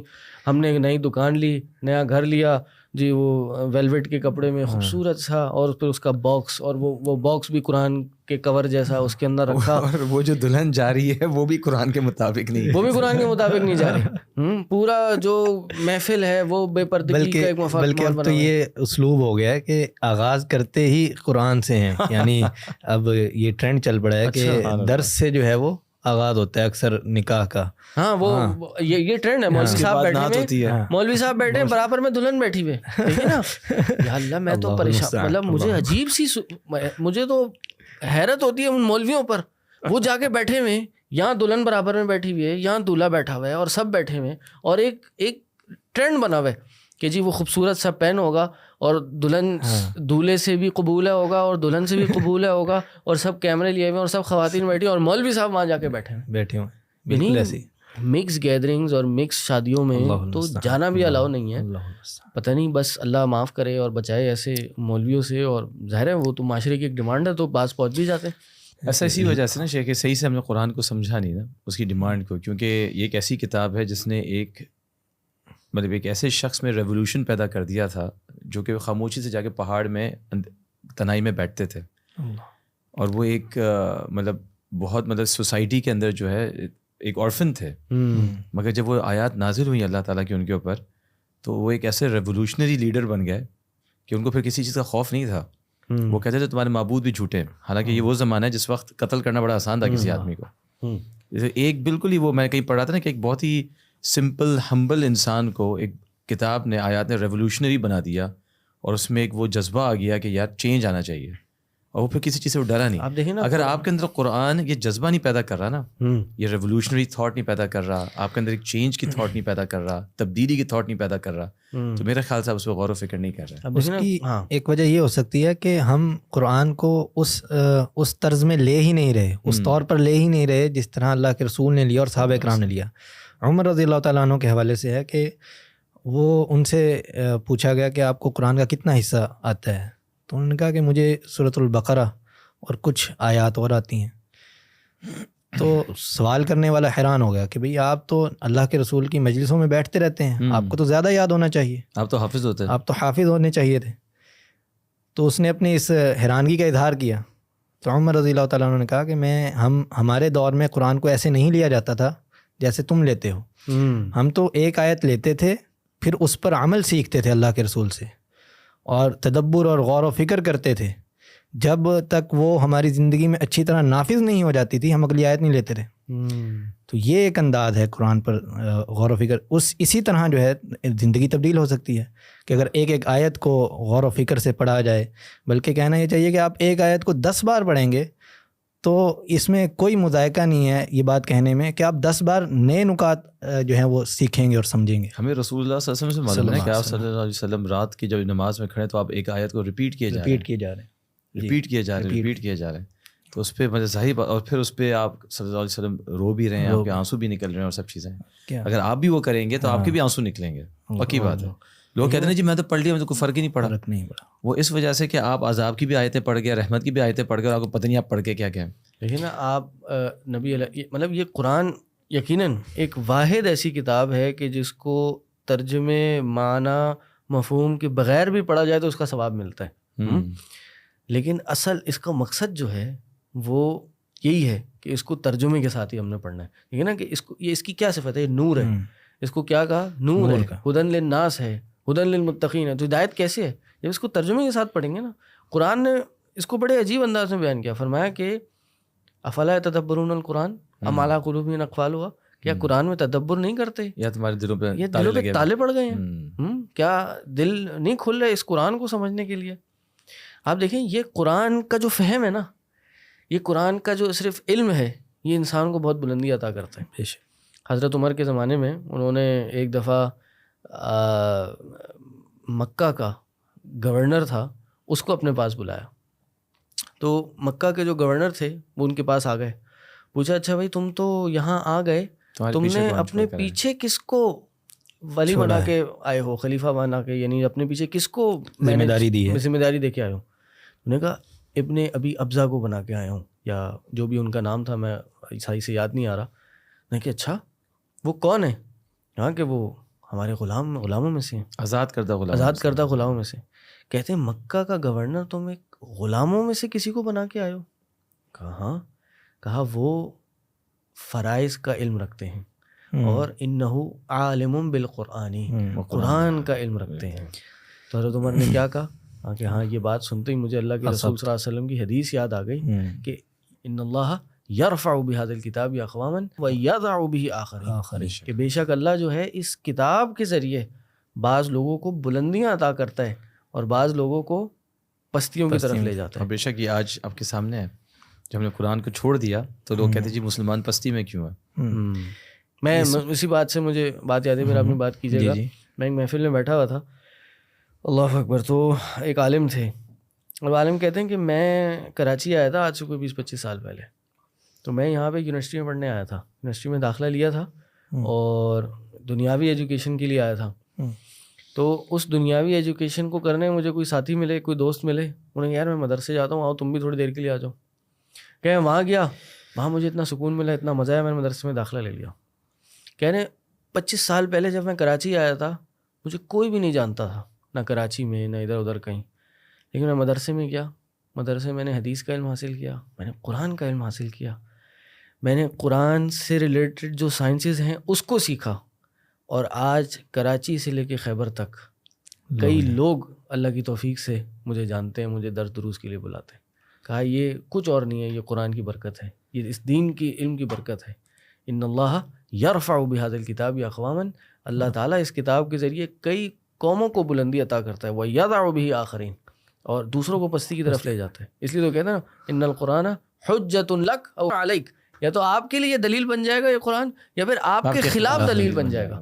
تو اگر اس کتاب، اللہ کی کتاب کو ہم سمجھ کے پڑھیں گے نا، یعنی جو اس کا اصل حق ہے، یعنی جو پہلا حق ہے وہ تلاوت بھی کس لیے ہے تاکہ اس کو پڑھا سمجھا جائے. پتہ ہے آپ کو، یعنی اس قرآن کے تلاوت پہ ثواب اس لیے رکھا گیا، یا اللہ عالم، ظاہر اللہ کو اس کی حکمت پتہ ہے، لیکن علماء جو لکھتے ہیں صحیح وہ یہی لکھتے ہیں کہ پہلا حق جو ہے تلاوت بھی اس لیے ہے کہ اس کا جو فہم ہے نا وہ مضبوط ہو، وہ ثقہ ہو، کہ اس کو اتنا زیادہ تلاوت کیا جائے کہ اس کا فہم انسان کے دل میں اتر جائے.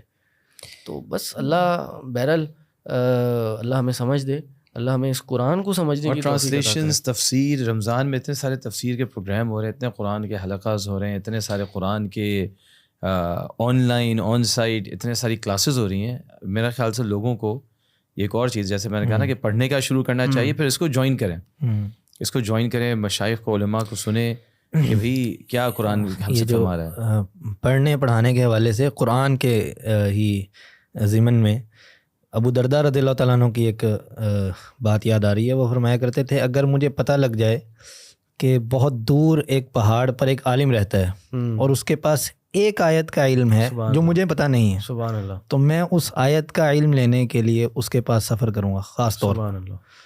تو یہ تو بہت ضروری ہے، تو بابرکت سفر ہے. بلکہ آپ دیکھیں وہ محفل بابرکت ہو جاتی ہے جس میں قرآن سیکھا جاتا ہے، سکھایا جاتا ہے. آج آپ کے گھر میں، آپ کے فون میں آپ کر سکتے ہیں، اور اتنے سارے حلقات ہو رہے ہیں. تو جو سیکنڈ اسٹیپ ہے جو لوگ کر سکتے ہیں، جو لوگ ہمیں سن بھی رہے ہیں، کہ جہاں پہ وہ تلاوت شروع کرنے کی کوشش کریں، تلاوت کریں، جو بھی وہ کر سکتے ہیں تلاوت. دوسری چیز یہ ہے کہ وہ کسی کلاس کو، کسی بھی لیکچر کو، صبح دوپہر شام اتنے سارے ایڈورٹیزمنٹس آ رہے ہیں، اس کو sisters only, brothers and sisters every thing, تو اس میں وہ اس کو جوائن کریں اور قرآن کو سمجھنے کا شروع کریں. آپ دیکھیں نا اللہ کے خود پڑھیں، ترجمہ بھی، اور سمجھیں بھی کسی استاد سے جو سامنے بیٹھا ہوا. اللہ کے نبی صلی اللہ علیہ وسلم کی حدیث ہے کہ کوئی اللہ کے گھروں میں سے کوئی ایسا گھر نہیں ہے کہ جس میں کتاب اللہ کو پڑھا جا رہا ہو اور وَيَتَدَارَسُونَ بَيْنَهُمْ، کہ اس میں لوگ ایک دوسرے کو قرآن سکھا رہے ہوں اور ان سے قرآن سیکھ رہے ہوں.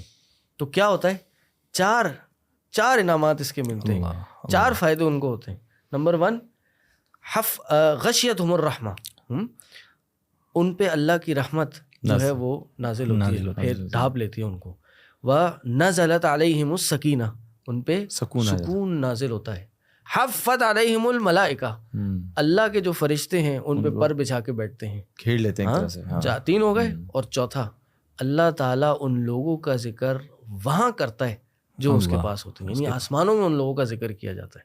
سبحان اللہ. اور لوگوں نے اس چیز کا مشاہدہ بھی کیا ہے. ایک قصہ ہے اس حوالے سے، بدی الدین شاہ صاحب کا یہ قصہ ہے، اور غالباً جو نقل کرنے والے ہیں وہ عبدالستار حماد حافظ اللہ، وہ کہتے ہیں کہ ہم اس حلقے میں موجود تھے شاہ صاحب کے، اور ایک عربی شخص جو ہے وہ اس حلقے سے ذرا ہٹ کر پلر کے ساتھ ٹیک لگا کر لیٹا ہوا تھا اور سو گیا. تھوڑی دیر بعد ہم نے دیکھا کہ وہ اٹھا، وضو کر کر آیا اور آ کر شاہ صاحب کے بالکل قریب کرسی پر بیٹھ گیا، کرسی کے ساتھ بیٹھ گیا. تو جب میں اس کو دیکھ رہا تھا کہ بھئی یہ کیا کیا، اس نے عربی ہے اور ان کا درس چل رہا ہے اردو میں، یہ پہلے وہاں سویا ہوا تھا، پھر ایک دم اٹھا ہے، وضو کر کر آیا، آ کر بیٹھ گیا.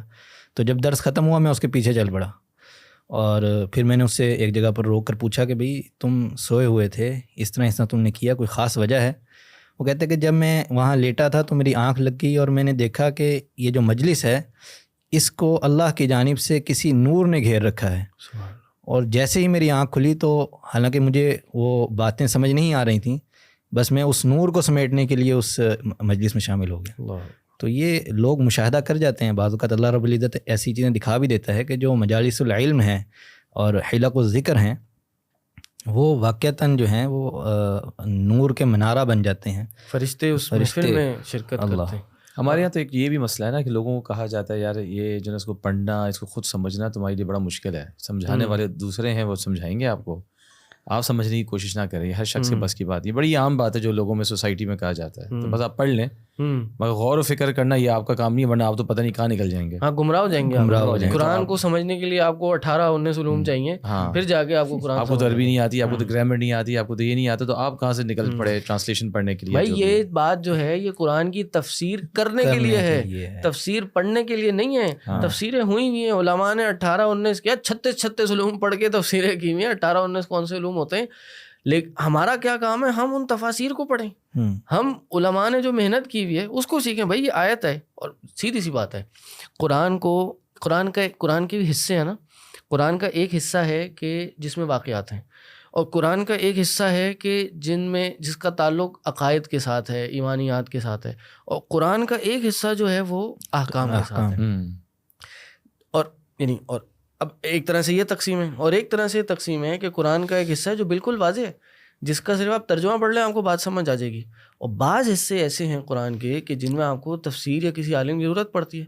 تو بھائی جو واضح ہیں وہ آپ پڑھ لیں، اور خود پڑھنے میں، خود ترجمہ پڑھنے میں ایک پریکاشن ہونا چاہیے، یا ایک چیز کا خیال رکھنا چاہیے کہ جب آپ خود پڑھ رہے ہیں تو کوئی چیز آپ کے ذہن میں آ رہی ہے، کوئی پوائنٹ آپ کے ذہن میں آ رہا ہے، اس کو خود سالو نہ کریں، اس کویشچن کو خود آنسر نہ کریں، کسی عالم کے پاس جا کے اس کے سامنے پیش کریں اور اس کو ویریفائی کرا لیں، پھر اس کو صحیح کر لیں.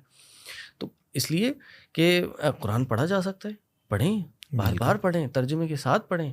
وہ ہے نا اللہ کے نبی صلی اللہ علیہ وسلم نے فرمایا کہ کون ہے تم میں سے جو صبح کے وقت وادی بطحا پہ جائے اور 2 جانوروں کا یا 2 گائیں کا یا 2 اونٹنیوں کا، کس کا ذکر ہے اس میں، کہ اس کا سودا کر کے آ جائے. کون چاہتا ہے تم میں سے؟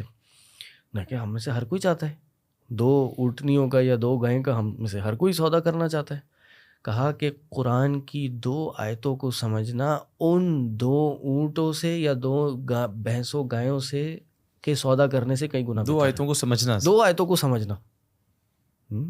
تو آپ دیکھیں کہ آج کی تاریخ میں ایک گائے اونٹ کتنے کا، لاکھوں روپے کا ہو جاتا ہے.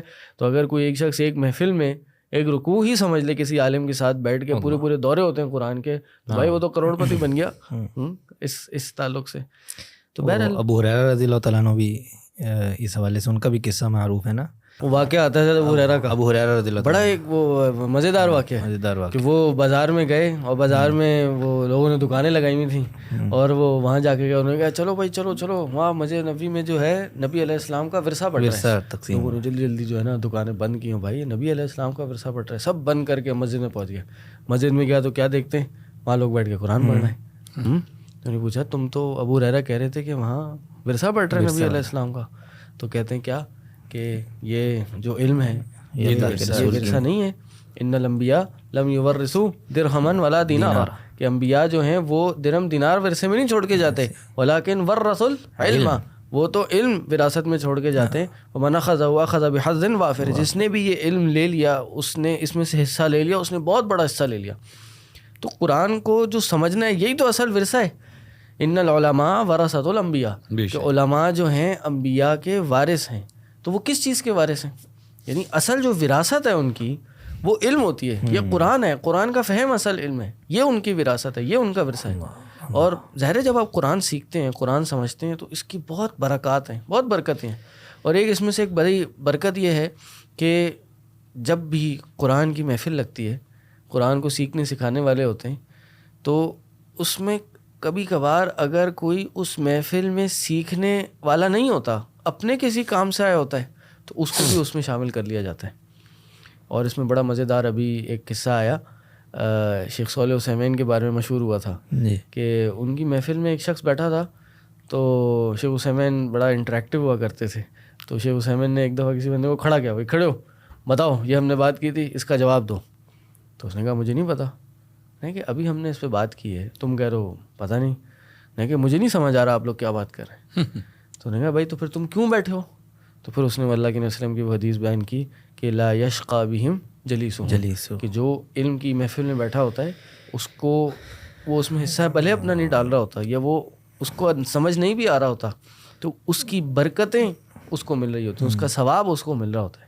یعنی جو اس میں ساتھ بیٹھنے والا ہے وہ بھلے اپنے کام کے لیے بیٹھا ہے, لیکن اس کا ثواب اس کو پورا پورا مل رہا ہوتا ہے.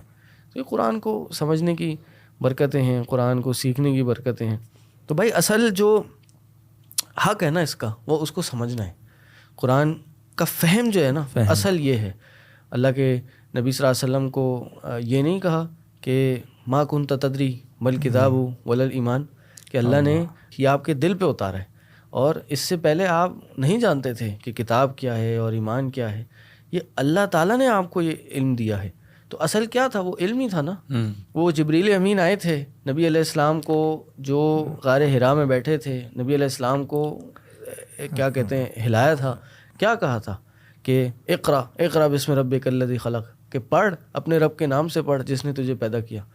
تو آپ سورہ رحمان پڑھتے ہیں, سورہ رحمان میں کیا ہے, الرحمن علم القرآن, کہ وہ رحمان ہے, رحمان کی صفت یہ ہے جس نے قرآن سکھایا. تو بھائی یہ قرآن کی جو تعلیم ہے یہی تو ہے. خیر تم میں سے بہترین شخص خیرکم من تعلم القرآن وعلمہ, تم میں سے بہترین وہ شخص ہے جو قرآن کو سیکھے اور سکھائے.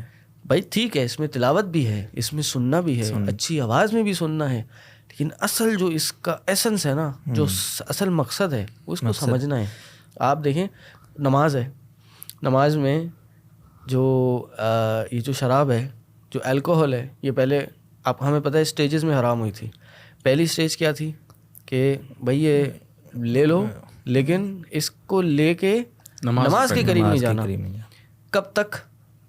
حتیٰ تعلموا, یہ تمہیں پتہ ہو کہ تم کیا پڑھ رہے ہو, ما تقولون, یہاں تک کہ تمہیں پتہ ہو تم کیا پڑھ رہے ہو. ہم شکایت کرتے ہیں نمازوں میں خشوع نہیں آ رہا, ہم شکایت کرتے ہیں کہ ہماری نمازوں میں وہ کیفیت نہیں آ رہی. تو بھائی اسی لیے نہیں آ رہی نا, ہم نے قرآن کو سمجھ کے ہی نہیں پڑھا.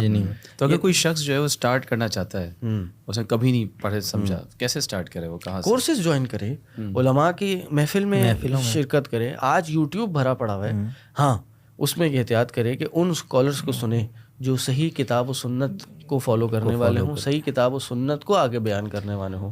ان کو فالو کرے جو اسلاف ہمارے سلف کے منہج پہ ہوں, جو خالص کتاب و سنت کو فالو کر کے آگے پڑھانے والے ہوں. ان علماء کو خاص تو خود بہت سارے ایسے ادارے ہیں, خود ہمارے ادارے سے, یہاں سے الحمدللہ میرے خیال سے 2-3 پروگرامز ایسے ہو رہے ہیں. کچھ آج الحمدللہ ہمارے اس ادارے سے تقریباً 3 صرف دورہ قرآن ہو رہے ہیں ہمارے اس ادارے میں آج کی تاریخ میں. ایک صبح فجر کے بعد آن سائٹ ہو رہا ہے, ایک آن لائن ایک دورہ قرآن ہو رہا ہے, ایک شام میں شیخ عدیل کا دورہ قرآن ہو رہا ہے. اس کے علاوہ شیخ محیز بیٹھے ہیں آپ کے سامنے, یہ شام میں قرآن کی تفسیر کرا رہے ہیں. اس کے علاوہ اور بہت سارے دورات خواتین کے لیے صرف ہو رہا ہے, وہی مارننگ والا خواتین اونلی ہے اور آن لائن والا بھی خواتین اونلی ہے, پلس رات میں تراویح کے بعد میرا بھی خلاصہ ہو رہا ہے. اور یہ تو چلو ایک ون آف ادارہ ہے, بروج ون آف ادارہ ہے, اور کتنے ادارے ہیں, کتنی مساجد ہیں, کتنے علماء ہیں جو درس دروس دے رہے ہیں.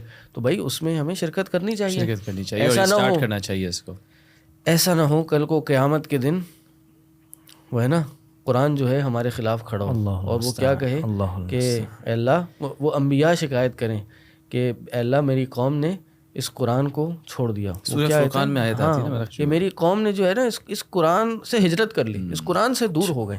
تو یہ نہ ہو قیامت کے دن کہ یہ حجت لک ہو, حجت علیک نہ ہو, حجت لنا ہو, ہمارے لیے حجت ہو, ہمارے خلاف حجت نہ ہو. آپ کی والی بات نا کہ آپ جو ہے کوئی لیٹر آئے گا, کوئی نیوز پیپر پڑھ رہے ہیں, کوئی کتاب پڑھ رہے ہیں, آپ انجینئرنگ کرتے ہیں, میڈیسن پڑھتے ہیں, مشکل ٹیکسٹ کو پڑھتے ہیں, لیکن اس کو آپ کو یہ نہیں ہوتا. مجھے کتنے میں کہتا ہوں حفاظ ملتے ہیں ایسے جو کہ ماشاء اللہ 30-35 سال کے ہو گئے ہیں, انہوں نے کبھی ٹرانسلیشن نہیں پڑھی ہوئی. دیکھیں نا, ہمارا یہ دعویٰ ہے کہ یہ قرآن جو ہے کمپلیٹ کوڈ آف لائف ہے. یہ قرآن ہے جس میں دنیا آخرت کی کامیابی کے اصول اور گڑ داخل ہیں, جیمز اس کے اندر موجود ہیں, اس میں نسخے ہیں دنیا آخرت کی کامیابی کے. بس یہ دعویٰ ہی ہے ہمارا. تو یہ دعویٰ ہمیں سمجھ کیسے آئے گا, یا یہ جو ہم کہہ رہے ہیں کہ یہ دنیا آخرت کی کامیابی ہے, اس کو کامیابی کو لیں گے کیسے جب تک اس کو پڑھیں گے نہیں, سمجھیں گے نہیں. یہ بھی مطلب ایک بات کرنا کہ قرآن کو سمجھنا مشکل ہے, میرا خیال قرآن کے اپنے دعوے کے مخالف ہے. وَلَقَدْ يَسَّرْنَا الْقُرْآنَ لِلذِّكْرِ فَهَلْ مِن مُدَّكِرٍ. ہاں ٹھیک ہے, ہم نے آسان بنایا گیا ہے قرآن کو. تذکیر کرنے والا کون ہے, اس سے نصیحت پکڑ. اللہ سبحانہ تعالیٰ نے فرما دیا کہ قرآن آسان ہے. آسان ہے تو بس اور کیا آپ کو مطلب اس میں چاہیے. لوگوں کے جو یہ تاثر ہے پھر یہ بہت مشکل ہے. یہ بھی دیکھیں نا, اللہ تعالیٰ آپ کو دعوت تدبر دے رہا ہے. جی, بار بار کہا جا رہا ہے کہ عقل والوں کے لیے اس میں نصیحتیں ہیں, تدبر کیجئے, اور پھر اللہ اس کو مشکل بھی بنا دے, آپ کو سمجھ ہی نہ آئے, تو پھر اس پہلے حکم کا کیا کریں گے. اور یہ تو کانٹرڈکشن ہو جائے گی. اور یہی اللہ سبحانہ تعالیٰ قرآن میں بھی فرماتا ہے کہ اگر یہ کسی اور کی طرف سے ہوتا تو اس میں کانٹرڈکشن ہوتی. ہاں, لوجدوا فیہ اختلافا کثیرا. اس میں اختلاف. کانٹرڈکشن تو بڑا آپ ہلکا لفظ بول رہے ہیں. یہ تو اللہ پہ بہت بڑا بہتان ہوتا, اللہ پہ بہت بڑا الزام ہوتا, بہت بڑی گستاخی ہے. وہ یہ کہ اللہ نے کہا کہ اس قرآن کو سمجھو, اس قرآن میں فہم اختیار کرو, اور پھر ہم یہ, اور اللہ نے یہ بھی کہا کہ ہم نے اس قرآن کو آسان کر کے بنایا, اور ہم یہ کہیں کہ بھائی یہ قرآن ہمیں سمجھ نہیں آتا, یہ قرآن ہمارے لیے مشکل ہے. تو بہرحال قرآن کو ہمیں بھائی سمجھ کے پڑھنا چاہیے, یہ اس کا اصل حق ہے. یہ دوسرا حق ہے, اور اسی سے پھر مزید حقوق بھی نکلتے ہیں.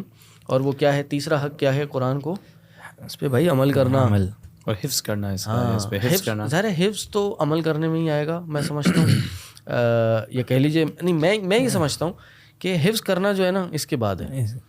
قرآن کو سمجھنے کے بعد اس پہ عمل کرنا, ہاں, اس کو اپنی زندگی میں لے کے آنا. شیخ نے کہا نا, عمر رضی اللہ تعالیٰ عنہ کی جو قول ہے کہ بھائی ہم تو پہلے ایک آیت لیتے تھے, سمجھتے تھے, اس کو اپلائی کرتے تھے, پھر آگے بڑھتے تھے. ہاں, آپ دیکھیں نا ہمارے یہاں آج کتنے ایسے لوگ ہیں, کتنے دورے قرآن انہوں نے اٹینڈ کیے, کتنے تفسیر کے دورے انہوں نے اٹینڈ کیے, کتنی دفعہ قرآن کو ترجمے کے ساتھ پڑھ لیا, لیکن لائف میں چینج نہیں آیا. کیوں ایسا آپ کے خیال سے؟ اسی لیے نا, خواہشات کے پیچھے ہیں ہم. قرآن کو ہم پڑھتے بھی ہیں تو برکت کے لیے, یعنی بعض لوگ قرآن کی تلاوت کرتے ہیں ثواب کے لیے, برکت کے لیے, ترجمے کے ساتھ بھی پڑھتے ہیں تو برکت کے لیے, کوشش نہیں کرتے اپنے آپ کو چینج کرنے کی. دیکھیں ایسا نہیں ہے کہ خود بخود انسان چینج ہو جائے گا, ایسے نہیں ہوتا. پہلی کوشش انسان کرتا ہے. اللہ تعالیٰ نے کہا نا, اے بندے تو میرے پاس ایک بالش تھا, میں پوری ذرا آؤں گا, پورا ہاتھ آؤں گا. اے بندے تو میرے پاس 1 قدم آ, میں 10 قدم آؤں گا. اے بندے تو چل کے آ, میں دوڑ کے آؤں گا. لیکن کوشش انسان خود کرے گا. انا ہدیناہ السبیل اما شاکرا و اما کفورا. ہم نے تو رستہ دکھا دیا, بندے کے اوپر ہے کہ وہ چلے یا نہ چلے. اور وہ ہے نا, والذین جاہدوا فینا لنہدینہم سبلنا. جو لوگ ہمارے معاملے میں کوشش کرتے ہیں, کیا کرتے ہیں, کوشش انسان نے کرنی ہے. لنہدینہم سبلنا. میں آپ کو ایک چیز بتاؤں کہ ایک انسان کو اس لیے بھی نظر آتا ہے, اگر آپ آس پاس دیکھیں, جو لوگ آپ نے کہا نا دورہ قرآن بہت سارے اٹینڈ کرتے ہیں, لیکچر سنتے ہیں, چیزیں سنتے ہیں, اس کے بعد چیز ختم ہو جاتی ہے, نظر نہیں آتا. وہ ایک چیز ہے جس کو کہتے ہیں نا ایروگنس بھی, کہ انسان کے اندر اپنی خود ہی جو اتنی بلند ہو کہ مطلب اپنا محاسبہ نہ کیا وہ انسان. کیونکہ قرآن جو ہے نا وہ کیور ہے بیماریوں کا, ڈیزیز کا, جیسے اللہ سبحانہ تعالیٰ نے فرمایا روحانی بھی اور جسمانی بھی. تو اس کے اندر اگر آپ کو جب تک اپنی روحانی بیماری کا پتہ نہیں چلے گا, آپ ریئلائز نہیں کریں گے, آپ اللہ سے ہدایت نہیں مانگیں گے, اللہ سے نہیں کہیں گے اللہ میری اس سے مجھے درست کر دے اس چیز کے اندر. اور رمضان جو ایسا مہینہ جس میں انسان اپنا محاسبہ کرے, جو پیچھے میں اتنے سارے اعمال چھوڑ کر آئے ہوں تنہائی میں, ویسے جو بھی, اور اللہ تعالیٰ سے انسان سنسیئر طریقے سے پھر ہدایت مانگے کہ اللہ مجھے ٹھیک کر دیں ان چیزوں میں, اور ساتھ ساتھ قرآن پڑھنا شروع کر دے اور سمجھنا شروع کر دے. آپ دیکھیں وہ جو کمبینیشن ہے نا بڑا زبردست بنتا ہے. پھر آپ دیکھیں انسان اپنی کمزوری کو پہچانے اور پھر قرآن کو پڑھنا سمجھنا شروع کر دے. اس میں ایک چیز یہ بھی ہو سکتی ہے کہ دعا بہت بڑا عظیم فیکٹر ہو سکتا ہے. جی, نبی علیہ الصلوۃ والسلام کی جو دعا ہے ام سلمہ رضی اللہ تعالیٰ عنہ, جس کی راویوں فرماتے ہیں کہ اللہ کے رسول کو ہم نے اکثر یہ دعا کہتے ہوئے پڑھتے ہوئے سنا, یا مقلب القلوب ثبت قلبی علی دینک.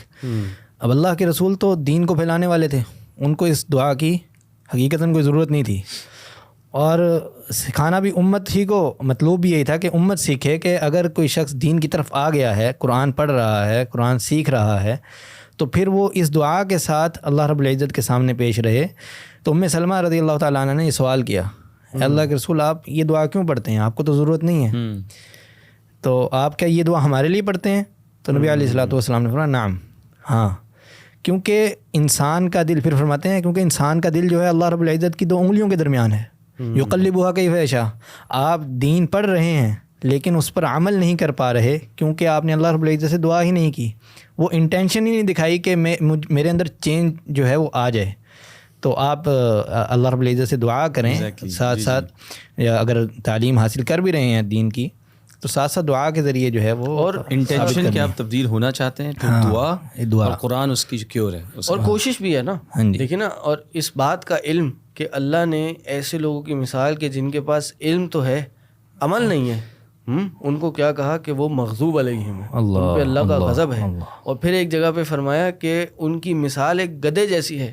اب گدھے کے اوپر آپ 200 کتابیں بھی لاد دیں تو گدھا گدھا ہی رہے گا، گدھا عالم نہیں بن سکتا۔ تو یہی انسان ہے۔ نبی علیہ الصلوۃ والسلام کی غالباً حدیث ہے نا جس میں مثال دی قرآن کے حامل کی، کہ جو قرآن پڑھتا ہے اور پھر اس پر عمل کرتا ہے، اس کی مثال غالباً اگر میں غلط نہیں ہوں تو اترجا کے الفاظ ہیں حدیث میں، کہ وہ حدیث ایسے ہی ہے، حدیث کا مفہوم آپ سمجھ لیجئے کہ جو قرآن پڑھتا ہے اور اس پر عمل کرتا ہے تو اس کی مثال اس پھل کے جیسی ہے جس کا ذائقہ بھی ہے اور خوشبو بھی ہے، ٹھیک ہے۔ اور جو قرآن پڑھتا ہے لیکن اس پر عمل نہیں کرتا اور اس سے تعلق جو ہے اس کا صحیح طور پر نہیں جڑ پاتا، تو اس کی مثال ایک اور پھل کی سی ہے۔ وہ حدیث میرے ابھی ذہن میں تو نہیں ہے لیکن مفہوم ایسا ہی ہے، بخاری کی حدیث ہم نے پڑھی، غالباً ایسے ہی ہے کہ وہ اس کا پھر ذائقہ نہیں ہوگا، خوشبو ہو سکتی ہے یا خوشبو نہیں ہوگی، ذائقہ ہوگا، ایسا کوئی پھل ہے۔ تو یہ اصل چیز یہ علم کے ساتھ عمل چلتا ہے۔ ہاں، عمل، اگر عمل نہیں ہوگا نا تو ایک بہت کہتے ہیں نا خطرناک بات یہ ہے کہ علم ہی نہیں ٹھہرتا۔ وہ امام شافعی کا قول ہمیں یاد رکھنا چاہیے کہ امام شافعی نے کیا کہا کہ شکوت الی وکیع عن سوء حفظی، میں نے اپنے استاد وکیع سے اپنے حافظے کی کمزوری کی شکایت کی۔ تو انہوں نے کیا کہا فارشدنی الی ترک المعاصی، انہوں نے کہا کہ اے محمد بن ادریس الشافعی تم گناہوں کو چھوڑ دو، مجھے ترک گناہ کی طرف انہوں نے میرے رہنمائی کی۔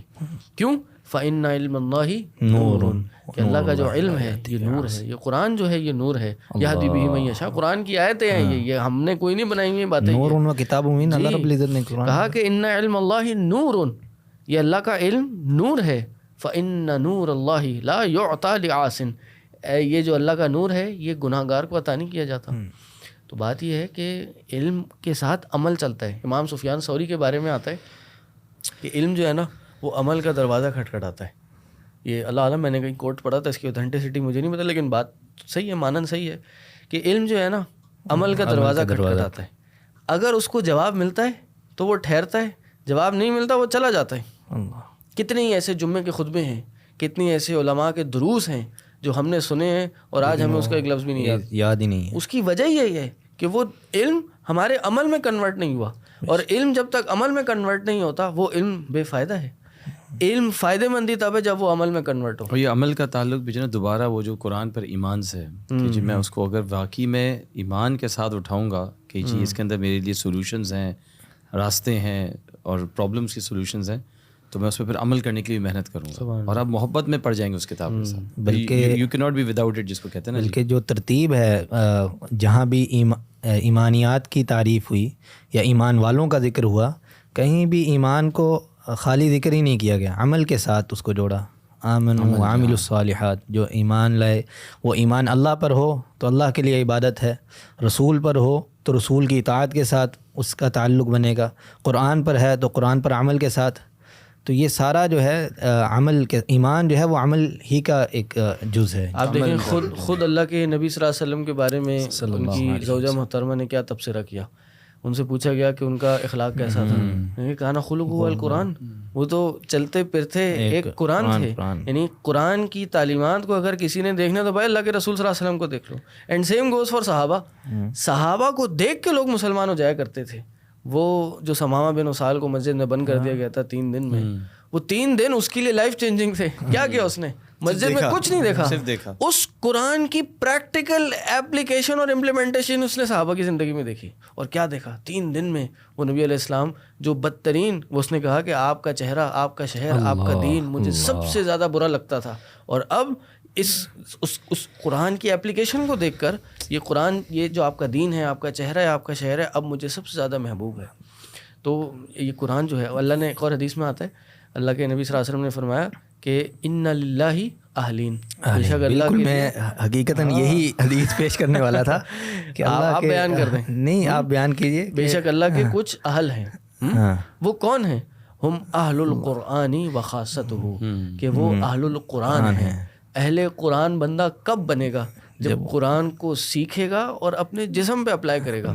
آج بدقسمتی سے لوگ نعرہ لے کے نکلنا چاہتے ہیں, او بھائی ہم قرآن کو نافذ کرنا چاہتے ہیں, اللہ کی زمین پہ اللہ کا قانون نافذ کرنا چاہتے ہیں, اللہ کے حدود نافذ ہوں. بھائی ہونے چاہیے, خلافت بھی ہونی چاہیے, لیکن بدقسمتی یہ ہوتی ہے کہ اکثر و بیشتر جو یہ لوگ نعرہ بلند کر رہے ہوتے ہیں نا کہ پورے ملک پہ اور پوری دنیا پہ اسلام اور قرآن نافذ کرنا ہے, ان کے 5 فٹ 6 فٹ کے دھڑ پہ ہی قرآن نافذ نہیں ہوا ہوتا.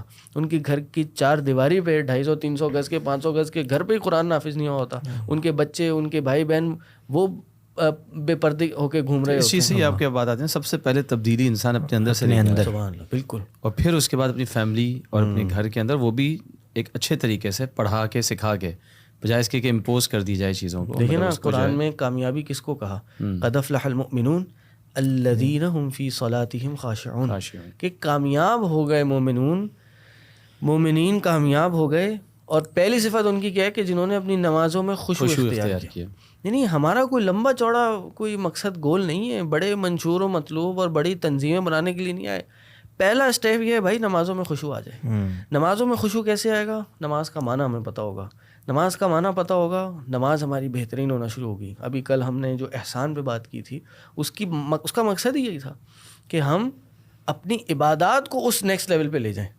تو ظاہر ہے قرآن کا جو اصل حق ہے وہ پڑھنے سمجھنے کے بعد اس پہ عمل کرنا ہے. بے شک, کیونکہ اگر اس پہ عمل نہیں کریں گے تو وہی مثال ہو جائے گی یہودیوں والی, کہ یہود اور نصارہ میں فرق کیا تھا؟ یہود کے پاس علم بہت تھا, عمل نہیں تھا. اور نصارہ کے پاس عمل تھا, علم نہیں تھا. یہ جب تک دونوں چیزیں ہینڈ ان ہینڈ چلتی ہیں تو فائدہ مند ہوتی ہیں. اور یہ بہرحال سلف کے اقوال ہیں کہ جس شخص کے پاس علم ہوتا ہے عمل نہیں ہوتا, اس کے اندر تکبر آ جاتا ہے, وہ تکبر کی طرف چلا جاتا ہے. اور جس شخص کے پاس عمل بہت ہوتا ہے علم نہیں ہوتا, وہ شیطان بن جاتا ہے اور وہ بدعات کی طرف چلا جاتا ہے. یہود و نصارہ یہی تھے کہ وہ ایسی گمراہی کی طرف چلے جاتے ہیں. علم اور عمل دونوں بہت ضروری ہیں, بہت ساتھ بالکل. تلاوت کی جائے قرآن کی, قرآن کو سمجھا جائے اور اس پر عمل کیا جائے. دیکھیں نا امام احمد بن حنبل رحمہ اللہ, وہ کہتے ہیں کہ میں نے کوئی حدیث آج تک ایسی آگے بیان نہیں کری سوائے اس کے میں نے اس پہ عمل کر لیا. اور وہ آتا ہے کیا کہ وہ حجامے والی حدیث پہ عمل نہیں کیا تھا انہوں نے, تو وہ بھی آگے غالباً بیان نہیں کی, حجامہ کرا لیا پھر بیان کی. تو بات یہ ہے کہ ہم دیکھیں علماء ہمارے عمل کا پیکر ہوا کرتے تھے. علم تو تھا ان کے پاس, لیکن علم عمل میں کنورٹ ہوا تب جا کے وہ دنیا میں امام بن کے سامنے آئے. امام احمد بن حنبل کی زندگی دیکھ لیں, امام ابو حنیفہ, امام شافعی, امام ابن تیمیہ, ابن قیم کی زندگیاں پڑھ لیں. یہ علم اور تقویٰ کے پہاڑ تھے. اور یعنی کئی ہزاروں لوگوں کا تقویٰ جمع کر لیں تو یہ ایک بنتے تھے. امام ابن تیمیہ کے بارے میں ایک مشہور قصہ سنا کہ ایک دفعہ ان کو جیل میں بند کیا ہوا تھا ان کو, تو علاقے میں مشہور ہو گیا کہ ابن تیمیہ فلاں علاقے میں بیٹھ کے درس دے رہے ہیں.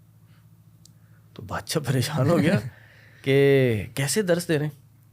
تو اس نے ابن تیمیہ کو بلایا, امام ابن تیمیہ کو انہوں نے بلایا کہ بھائی آپ تو یہاں موجود ہیں, وہاں مشہور ہوا ہے کہ آپ وہاں پہ بیٹھ کے درس دے رہے ہیں, خبر آئی اور بالکل کنفرم نیوز ہے آپ وہاں بیٹھ کے درس دے رہے ہیں. تو ابن تیمیہ نے کیا کہا, یہ ہوتا ہے جب علم انسان کا اس کو چینج کر دے اور علم اس کا نفع مند ہو, علم اس کو فائدہ دے.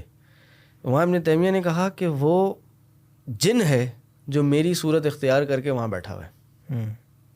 یہ عالم ہی جواب دے سکتا ہے, اور واقعتاً یہ جواب ایک تقوی کا پہاڑ عالم ہی دے سکتا ہے. کیسے؟ بادشاہ نے اس سے پوچھا کہ یہ جو آپ جواب دے رہے ہیں کہ وہ جن میری صورت میں بیٹھا ہوا ہے، آپ یہ بھی تو کہہ سکتے تھے کہ کوئی فرشتہ ہوگا وہ جو میری صورت اختیار کر کے بیٹھا ہوگا. ہاں، آپ نے فرشتہ کیوں نہیں کہا اس کو؟ کیونکہ ظاہر ہے فرشتہ اگر کسی انسان کی صورت میں بیٹھا ہے تو انسان واقعتاً کوئی پائے کی شخصیت ہے جو فرشتوں نے ان کا روپ اتار لیا. ابن تیمیہ نے کہا کہ یہ میں نے اس لیے کہا کیونکہ فرشتے معصوم ہوتے ہیں، جھوٹ نہیں بولا کرتے. جن یہ جھوٹ بولتے ہیں. وہ وہاں بیٹھا ہے میرا نام اور میں روپ دھار کے، تو وہ یقیناً جن ہے، وہ فرشتہ نہیں ہے. وہ چاہتے اپنی بڑائی چاہتے تو وہ فوراً کہہ سکتے تھے کہ تو فرشتہ ہے، لیکن علم نے ان کو چینلائز کر دیا، علم نے ان کے دل کو بھی پاک کر دیا. اور یہی مقصد ہے کہ قرآن کا علم تب تک نفع بند ہے جب تک وہ اپنے عمل میں کنورٹ نہ ہو جائے. تو انسان کے دل کو پاکیزہ نہ کرے جب تک. اس لیے کہتے ہیں نا، اللہ کے نبی صلی اللہ علیہ وسلم کی دعا ہے، اللہم انی اسألک علما نافعا، اے اللہ تجھ سے نفع مند علم کا میں سوال کرتا ہوں، ورزقا طیبا وعملا متقبلا، اور عمل ایسا کہ جو قبول کرنے والا ہو. یعنی علم کے ساتھ عمل کا بھی سوال کرنا ہے کہ ایسا عمل عطا کر اللہ جو قبول ہونے والا ہو. لیکن قرآن کا حق ہے اس پہ عمل کیا جائے، بغیر عمل کے قرآن اور عمل کرنا آسان ہے. جی ہاں، یہ بھی ایک ہمارے یہاں ہوتا ہے نا. ہاں، یہ بھی ہے کہ جی وہ تو بہت مشکل کام ہے، صحابہ نے کیا تھا بھائی. اس زمانے میں تو جنت جانا بڑا مشکل تھا، آج کے زمانے میں پھر بہت آسان ہے. اس زمانے میں تو جنت جانے کے لیے آپ کو جہاد کرنا پڑتا تھا، آپ کو تو میدان قتال میں نکلنا پڑتا تھا، بھوک فاقے شدتیں برداشت کرنی پڑتی تھی. آج تو کوئی مسئلہ نہیں ہے، بیگم شوہر کی خدمت کرے جنت پہنچ جائے گی. یہ کوئی مسئلہ نہیں ہے. صرف شوہر کی خدمت سے نہیں پہنچے گی، اس کے ساتھ اور 3 چیزیں بھی ہیں، شوہر کو بھی کرنی پڑے گی. بہرحال اور اگلا حق کون سا ہے اس کے بعد جو آپ؟ ہاں، اس کے بعد حق یہ آتا ہے کہ اس پہ عمل کریں. تو جب یہ نیکی، یہ پھر حفظ کا آتا ہے، میں سمجھتا ہوں. اب عمل کرنے کے بعد اصل میں مسئلہ پتہ ہے کیا ہے؟ آج ہمارے یہاں آپ کو تھوک کے دام حفاظ ملیں گے. یہ چلیں وہ اس پہ تبصرہ بعد میں کرتے ہیں، پہلے اچھی بات کرتے ہیں. قرآن کا دوسرا حق یہ کہ اس کو حفظ کیا جائے، اور یہ بھی اس لیے ہے کہ تاکہ اس کی تعلیمات کو، قرآن کے اس میسج کو سیکیور کیا جائے. آج پوری دنیا میں کوئی علاقہ، کوئی شہر، کوئی کونا ایسا نہیں ہے جہاں پہ اس قرآن کو، کتاب اللہ کو حفظ نہ کیا جا رہا ہو، سکھانا جا رہا ہو. کوئی فرقہ ہو، کوئی مسلک ہو، کہیں بھی ہو، یہ قرآن کے ساتھ جو محبت ہے ان کی، قرآن کے ساتھ جو تعلق ہے، یہ ان میچبل ہے. کوئی کتاب اس معاملے کا کوئی مقابلہ نہیں کر سکتی. اس کتاب کو آج آپ پوری دنیا سے تمام نسخے ہٹا دیں، ود ان منٹس ایک نیا نسخہ، نئے سے مراد وہ اوریجنل نسخہ جو 14 سال پہلے جو حرا میں نازل ہوا تھا، مکہ کی گلیوں میں، مدینہ کی گلیوں میں نازل ہوا تھا، وہ ہمارے سامنے موجود ہوگا. یہ اسی لیے اس کی پریزرویشن کے لیے، اور پھر یہی فائدہ ہے کہ اس کو حفظ کیا جائے. اللہ کے نبی صلی اللہ علیہ وسلم نے فرمایا کہ قیامت کے دن یقال لصاحب القرآن، صاحب قرآن سے کہا جائے گا کہ یہ دیکھو جی، یہ دیکھ رہے ہو، یہ سیڑھی لگی ہے، یہ جنت کی طرف جا رہی ہے اور جنت کے درجات کی طرف جا رہی ہے. کہا جائے گا اقرا ورتقی، پڑھ اور اس پہ چڑھتا جا. اقرا ورتقی ورتل کما کنت ترتل فی الدنیا، اور ترتیل کے ساتھ قرآن پڑھتا جا جیسے تو دنیا میں پڑھتا تھا. اگر دنیا میں وہی یعلمون تعلمون کر کے پڑھا تو اس زمانے آخرت میں بھی پھر وہی کام آئے گا. اگر دنیا میں اچھے سے خوبصورت آواز میں بہترین طریقے سے قرآن پڑھا، عمل کیا اور اس پہ عمل کیا، اس کو سمجھا، یہ چاروں چیزیں آخرت میں بھی کام آئے گا. آپ دیکھیں نا، خوبصورت اس قرآن کو سننا بھی یہ بھی فائدہ ہے، یہ بھی فائدہ ہے، باعث رحمت ہے. وہ نا قرآن کی آیت وَإِذَا قُرِئَ الْقُرْآنُ فَاسْتَمِعُوا لَهُ، جب قرآن پڑھا جائے تو اس کو کان لگا کے سنو، خاموش ہو جاؤ. انصات کا حکم ہے، لعلکم ترحمون. اللہ کے نبی صلی اللہ علیہ وسلم ابو موسیٰ اشری کے قبیلے کے باہر کھڑے ہو کے قرآن نہیں سننے ہوتے تھے. اشری خیموں کی نشانی یہ تھی کہ رات کو وہ قرآن کی تلاوت کر رہے ہوتے تھے اور باہر آوازیں آ رہی ہوتی تھیں. اللہ کے نبی صلی اللہ علیہ وسلم نے ابو موسیٰ اشری کو کہا کہ ابو موسیٰ تمہیں کیا پتہ ہاں کہ رات کو میں تمہارے خیمے کے باہر کھڑے ہو کے تمہاری خوبصورت آواز سن رہا تھا. تو اس قیامت کے روز بھی جب دنیا میں خوبصورتی سے قرآن کی تلاوت کی ہوگی، ترتیل کے ساتھ قرآن کی تلاوت کی ہوگی، اس دن اللہ کے سامنے بھی جنت کی سیڑھیاں چڑھنے میں بھی حافظ قرآن کو وہ تلاوت کرنے کی توفیق نصیب ہوگی.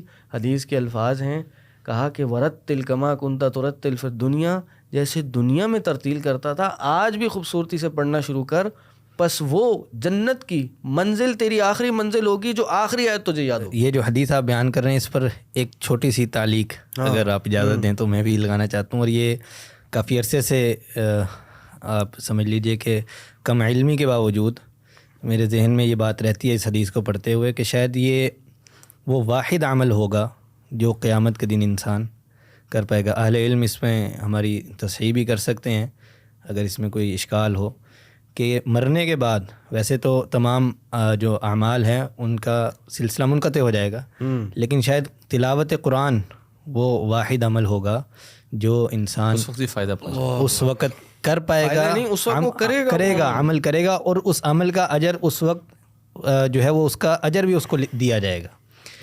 اور دوسری بات یہ کہ جو آپ بات کر رہے ہیں درجات کی، جنت کے درجات کے حوالے سے بھی ام المؤمنین عائشہ صدیقہ رضی اللہ تعالیٰ عنہا سے سوال ہوا تھا، تو انہوں نے کہا کہ جو قرآن کی آیات ہیں یہ جو ہیں جنت کے درجات کا ایک سلسلہ ہو سکتی ہیں کہ جس طرح جس آیت پر بھی ایک قاری رکے گا، اگر اس نے 100 آیتیں پڑھی ہیں تو اس کے لیے 100واں درجہ ہے، 100واں درجہ، اگر 1000 پڑھی ہیں تو 1000واں درجہ ہے، اگر اس نے پورا قرآن پڑھا ہے تو جو آخری آیت اس کی جتنی بھی تعداد ہے آیات کی وہ آخری درجہ ہے جو ہے جنت کا، وہ جنت الفردوس ہے انشاءاللہ. اللہ رب العزت کے رحمان کے عرش کے جو تحت جو مقام ہے سب سے اعلیٰ جنت، وہی حفاظ کو ملنے والا ہے. دیکھیں نا، حفظ کرنے کا یقیناً بہت بڑا اجر ہے، یعنی یہ بھی قرآن کے حقوق میں سے ایک حقوق ہے. لیکن آج ایک بہت بڑا مسئلہ یہ ہے کہ ہمارا جو ہم سمجھتے ہیں قرآن کا جو پہلا حق ہے نا وہ ناظرہ پڑھنا اور تلاوت کرنا، اور دوسرا حق ہے حفظ کرنا، بس ختم خلاص. یہاں پہ ہمارا جب حفظ ہو گیا تو پھر جنت پکی ہو گئی، آپ جنت پکی ہو گئی. مطلب اس کے بعد اس کی بھی 7 لوگوں کو اس کے بعد آپ نے جو کرنا ہے، ایسی حدیثیں ہم نے مشہور کرنی ہے. اس کے بعد آپ نے جو کرنا ہے کریں، جو آپ نے کرنا، اور آپ نے پہلے بچے کو حفظ کرا دیا، مدرسے کا ماحول دیا، اور پھر اس کو اٹھا کے آپ نے وہاں ڈال دیا ایسے اسکول میں جب بالکل ہی الٹ ہو گئی چیز. بالکل وہ تو حافظ ہو گیا، اب جنتی ہو گیا، اب وہ جنتی ہو گیا، ہم بھی جنتی ہو گئے، دادا دادی نانا نانی ماموں چاچا تایا سب جنتی ہو گئے. چلو بھائی اب آپ جو کرنا ہے بیٹا کرتے رہو. دیکھیں نا، یہ میں ایک سوال کرتا ہوں، اللہ کے نبی صلی اللہ علیہ وسلم جب اس دنیا سے گئے تو اس وقت کتنے صحابہ حافظ تھے؟ بتائیں جی. چند ایک آدھ. پورے مکمل قرآن کے چند، ماشاء اللہ صحابہ کو بہت تھا. مکمل قرآن کے، جو ہمارے یہاں شوق ہے نا جی، مکمل قرآن اول سے لے کے یا تک ہونا چاہیے، بہت اچھی بات ہے، بڑی برکتیں ہیں اس کی. لیکن سوال میرا یہ ہے، کتنے صحابہ پورے قرآن کے حافظ تھے؟ اس کا جواب. اور دوسرا جواب، کتنے صحابہ قرآن کے معنی اور مفاہیم کو اور اس کے میسج کو گہرائی سے سمجھتے تھے؟ اور کتنے صحابہ عمل اور تقوی کا پہاڑ تھے؟ جواب بات ہے، ہر صحابی چلتا پھرتا قرآن تھا. بالکل ہر صحابی عمل اور تقوی کا پہاڑ تھا. ہر صحابی کو قرآن کا میسج، قرآن کی جو بنیادی روح تھی وہ اصبر تھی، وہ دل کی گہرائیوں تک پہنچی ہوئی تھی. اس کے رگ رگ میں، اس کے جسم کے ایک ایک عضو میں قرآن کی جو تعلیمات اور میسج تھیں وہ داخل ہوئی تھی. یعنی وہ حضرت عثمان ایسے ہی تو نہیں کہتے کہ میں یہ جنت جہنم مجھے بتانے کی ضرورت نہیں ہے، گویا یہ میری آنکھوں کے سامنے ہے. یعنی وہ صحابہ چلتے تو اس دنیا پہ تھے لیکن ان کا وجود آسمانوں پہ اپنے آپ کو مشاہدہ اپنے آپ کو اتنا زیادہ یقین تھا اس میں، یقین تھا اتنا زیادہ ان کو یقین تھا کہ بغیر دیکھے بھی ان کو یقین تھا اس میں شدید قسم. جیسے آپ دیکھ کے یقین، ہمیں حفظ کی طرف فوکس کرنا چاہیے. اس سے کوئی غلط بات نہ سمجھ لے کہ ہم کہیں حفاظ کی یا حفظ کلام کی جو ہے وہ کچھ اس میں کمی کر رہے ہیں. اصل معنی یہ ہے کہ حفظ آپ بچوں کو کروائیں، لیکن جو قرآن فہمی ہے اس کی طرف بھی جو ہم نے پہلے حقوق کی بات کی ہے، تدبر کی، تلاوت کی، سمجھنے کی، عمل کی، اور عمل کی، اور وہ مقدم ہے. ابھی دیکھنا چاروں چیزیں سیکوینس سے کنیکٹ ہو رہی ہیں، وہ پرائیورٹی پہ ہونا چاہیے. جی دیکھیں، قرآن کو حفظ کرنا بتائیں جی فرض ہے، واجب ہے، مستحب ہے، مباح. یہ اس حوالے سے ہے نا کہ نہیں، کہ اس حوالے سے تفصیل ہے کہ اگر چلیں واضح ہو جائے. صحیح واضح اس میں ہے کہ اگر کوئی شخص مسلمان ہے اور نمازیں پڑھنا چاہتا ہے تو عند الفقہاء وہ کہتے ہیں کہ کم از کم اس کو سورۃ فاتحہ یاد ہونی چاہیے. ٹھیک ہے نا، چلیں سورہ فاتحہ ہو گئی، یہ چند صورتیں سورہ اما بارہ کی ہو گئی، یہ واجب ہیں، یہ واجب ہے. اب باقی قرآن حفظ کرنا یہ فرض ہے، مستحب ہے، واجب ہے. مستحب ہے, ہاں مستحب نفل, آپ نفل نافلہ میں شامل ہوگا. لیکن قرآن کا میسج سمجھنا, قرآن کا علم حاصل کرنا, یہ کیا ہے؟ یہ فرض ہے. فرض ہے کہ طلب العلمی فریضہ علی کل مسلم. یہ طلب علم کون سا علم ہے بھائی؟ قرآن کا علم ہے, حدیث کا علم ہے. قرآن سے جو حدیث نکلے اور حدیث سے دوسرے علوم نکلے, بنیادی دین کا علم حاصل کرنا یہ فریضہ ہے. یہ ہم بھول جاتے ہیں, یہ ہمیں نہیں پتہ ہوتا. لائنیں لگی ہیں ماشاء اللہ خاندانوں میں حفاظ کی, اور جی بہت اچھی بات ہے, لیکن بھائی عمل مقدم ہے, اس کا فہم مقدم ہے. تو قرآن کا حفظ یقیناً قرآن کا ایک حق ہے, لیکن میں کہتا ہوں لائن میں یہ تھوڑا سا بعد میں آتا ہے, پہلے دوسرے حقوق ہیں.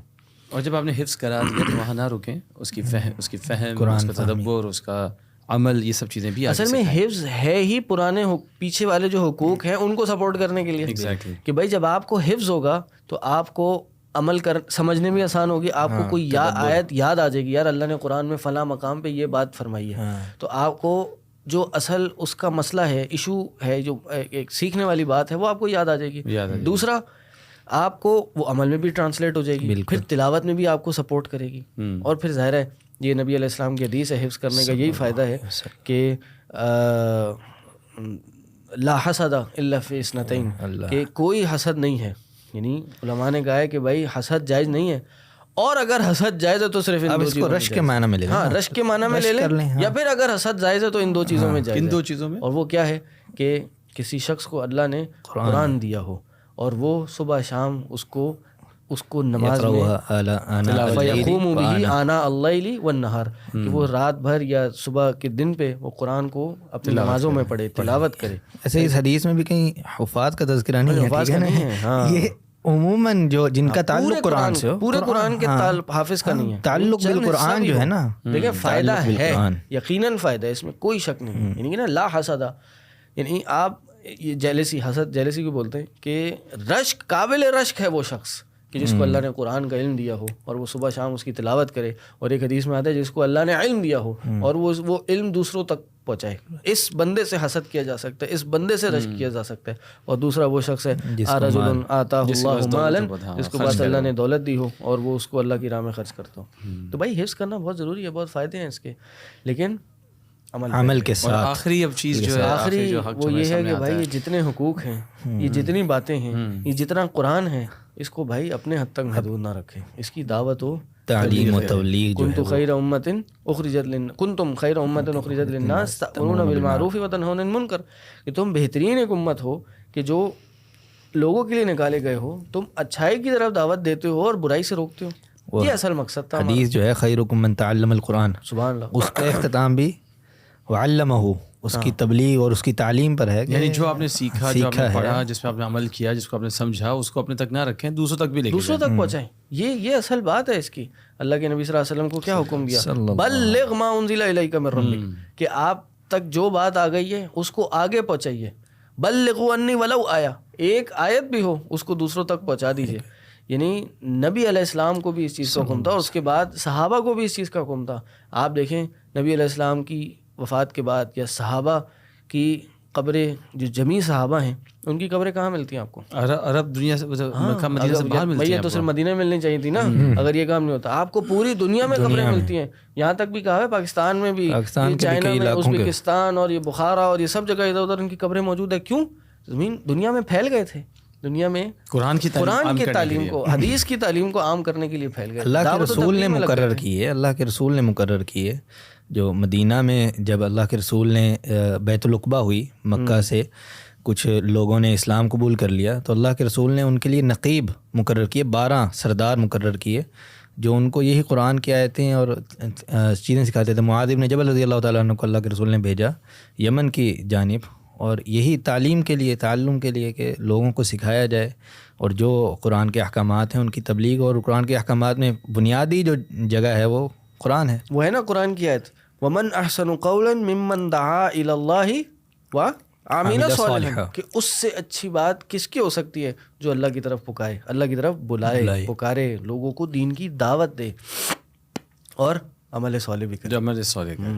وہ اسی طرح قرآن کی ایک اور آیت ہے نا کہ ثُمَّ أَوْرَثْنَا الْكِتَابَ الَّذِينَ اصْطَفَيْنَا مِنْ عِبَادِنَا, ہم نے بعض, بلکہ یہ تو عمل میں آتی ہے کہ اس کا تعلق عمل سے بھی ہے, کہ ہم نے اس قرآن کا وارث ان لوگوں کو بنایا جن کو اپنے لوگوں میں سے چوز کیا.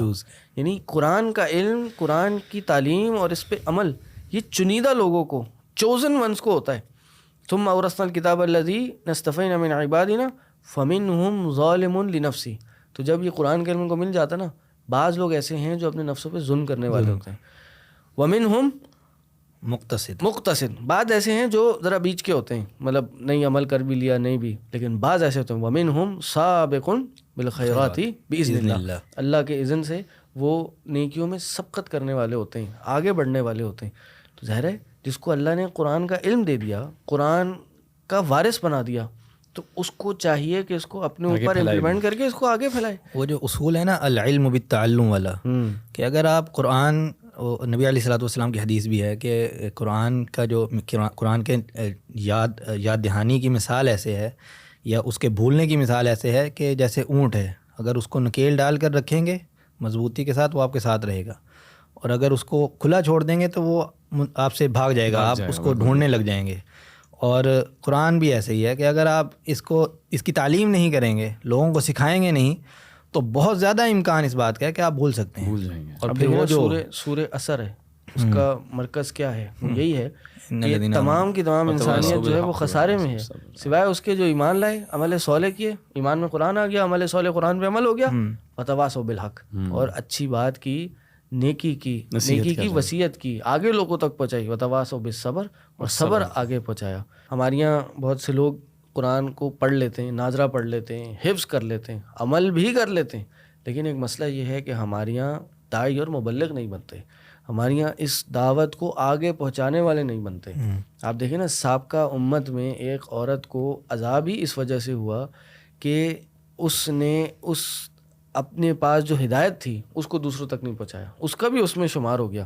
بلکہ اللہ کی سنت ہے، آپ کو پتہ ہے بات، اللہ کی سنت ہے کہ اللہ تعالیٰ عذاب جو ہے نا، چند لوگوں کی خطا کی وجہ سے، چند لوگوں کے گناہوں کی وجہ سے، حرکتوں کی وجہ سے پوری امت کو یا پورے علاقے والوں کو ان کی وجہ سے سزا نہیں دیتا. پتہ ہے آپ کو، یہ سنت ہے. لیکن یہ بھی سنت ہے کہ اللہ تعالیٰ ان کو عذاب دے دیتا ہے جب وہ باقی لوگ ان غلط کام کرنے والوں کو روکتے نہیں ہیں. اور اس پہ علماء کے اقوال ہیں کہ تمام کے تمام کو عذب جمیع کو جو ہے عذاب ہو جاتا ہے. تو اس لیے یہ برائی سے روکنا، دعوت اللہ کا کام کرنا، نیکی کی طرف دعوت دینا، یہ اہم ترین فریضوں میں سے ایک فریضہ ہے کہ بھائی یہ نیکی ہمیں مل گئی، ہم اس کو آگے پہنچائیں لوگوں کو. اس میں بھی تو جھجک آتی ہے نا انسان کو کہ بھائی میں کہاں پہ، میں کس طرح سے کچھ بتاؤں گا، پڑھاؤں گا، سکھاؤں گا، سمجھاؤں گا کسی کو. ہم یہ نہیں کہہ رہے کہ آپ جا کے کلاس روم میں کھڑے ہو جائیں، ہم یہ کہہ رہے ہیں کہ اپنی فیملی کے اندر ہی، اپنی حلقے کے اندر، آج کل رمضان کا مہینہ ہے، تھوڑا سا کچھ سمجھا دیں، کچھ بتا دیں. آپ کسی بھی لیول پر ہوں، مطلب آپ والد ہیں، گھر میں آپ کی ذمہ داری ہے تربیت کرنا، آپ اپنے بچوں کی تربیت کیجیے. ٹھیک ہے نا. آج کے زمانے میں تو میں سمجھتا ہوں دعوت تو تبلیغ کرنا سب سے آسان ہے. ان 1400 سالوں میں سب سے اگر آسان دعوت و تبلیغ کا موقع ہے نا تو یہ آج کی صدی میں ان 10 سالوں میں جو موقع ملے، اور وہ کیا ہے؟ Social media. ایک کلک کی بیس پہ، ایک ویڈیو کی بیس پہ آپ ہزاروں لوگوں تک اپنی بات پہنچا سکتے ہیں. اور ضروری نہیں ہے ہر بندہ مائک لگا کے مائک کے پیچھے بیٹھنے والا ہو. آپ دیکھیں اس بات کو آگے پہنچانے میں کتنے لوگوں کا ہاتھ ہے. سب سے پہلے ان ڈونرز کا یا ان معاونین کا جنہوں نے یہ اکوپمنٹ دیا، جن کی وجہ سے ہم نے لگایا، جو ہمارا یہ پیچھے کا سیٹ اپ لگانے والے لوگ ہیں ماشاءاللہ. پھر اس کے بعد پوسٹ پروڈکشن پہ اس پہ محنت کرنے والے لوگ ہیں. پھر یہ بات ہزاروں لوگوں تک جا رہی ہے. پھر اس کے بعد اس سے بعض اوقات لوگ سن کے پھر آگے درس دروس بھی دیتے ہیں. آپ شیئر کرنے والے علماء کے لیکچرز آتے ہیں آن لائن، دوسرے علماء کے کوٹس آتے ہیں، حدیث آتی ہیں، آپ ان کو شیئر کریں. ایک کلک پر آپ اپنی ایک بات لاکھوں کروڑوں لوگوں تک، ملینز آف لوگوں تک آپ اپنی بات پہنچا سکتے ہیں. آج سے پہلے ایسا نہیں ہے. کسی فزیکل لوکیشن پہ آپ 500 بندہ، 1000 بندہ، 2000، 5000، 10,000، 20,000 میکسیمم بندہ ایک اسٹیڈیم میں جمع کر سکتے ہیں. اس سے زیادہ کہاں کر سکتے ہیں آپ. لیکن ایک سوشل میڈیا کی ویڈیو کو آپ ملینز آف ویوز تک پہنچا سکتے ہیں. 50-80 ملینز تک بھی ویوز ہیں ویڈیوز کے آج کی تاریخ میں. مگر اس چیز کا ہمیں خیال رکھنا چاہیے جب ہم کوئی ایسی چیز بنا رہے ہیں کہ ہم کسی استاد کی, کسی عالم کی سپرویژن, گائیڈنس, یہ تو آبویسلی بہت ایسی چیز ہے. بیکاز آپ کو ایسی اسٹوریز بھی نظر آتی ہیں کہ جہاں پہ پھر انسان کے ہاتھ میں جب وہ کیمرہ آیا اور فیس بک آیا تو وہ پتہ نہیں کہاں سے کہاں نکل گیا. لیکن میں یہ بتانا چاہ رہا ہوں کہ اس میں یہ بہت اہم بات ہے کہ بھائی دعوت و تبلیغ کرنے کے لیے ضروری نہیں آپ اپنی باتوں کو ہی آگے فارورڈ کرنا شروع کر دیں. کیمرہ کھولا, آپ نے بول دیا, ہر بندہ آج جس کے ہاتھ منہ پہ تھوڑی سی داڑھی ہے, ہاتھ میں کیمرہ ہے, تھوڑا سا بولنا چاہتے ہیں, 2-4 حدیثیں آتی ہیں, چلو بھائی نہیں بھی آتی, کتاب کھولی, کوئی عالم ویڈیو نکالی, درس شروع ہو گیا جی, دائی بن گئے, وہ ایک مبلغ بن گئے. نہیں, یہ نہیں ہونا چاہیے. امام بخاری کہتے ہیں باب العلم قبل القول والعمل, علم کا دروازہ پہلے ہے عمل کے دروازے سے پہلے, قول سے, دعوت کی یعنی دعوت. تو دین کا دائی بننے کے لیے آپ کو علم چاہیے, لیکن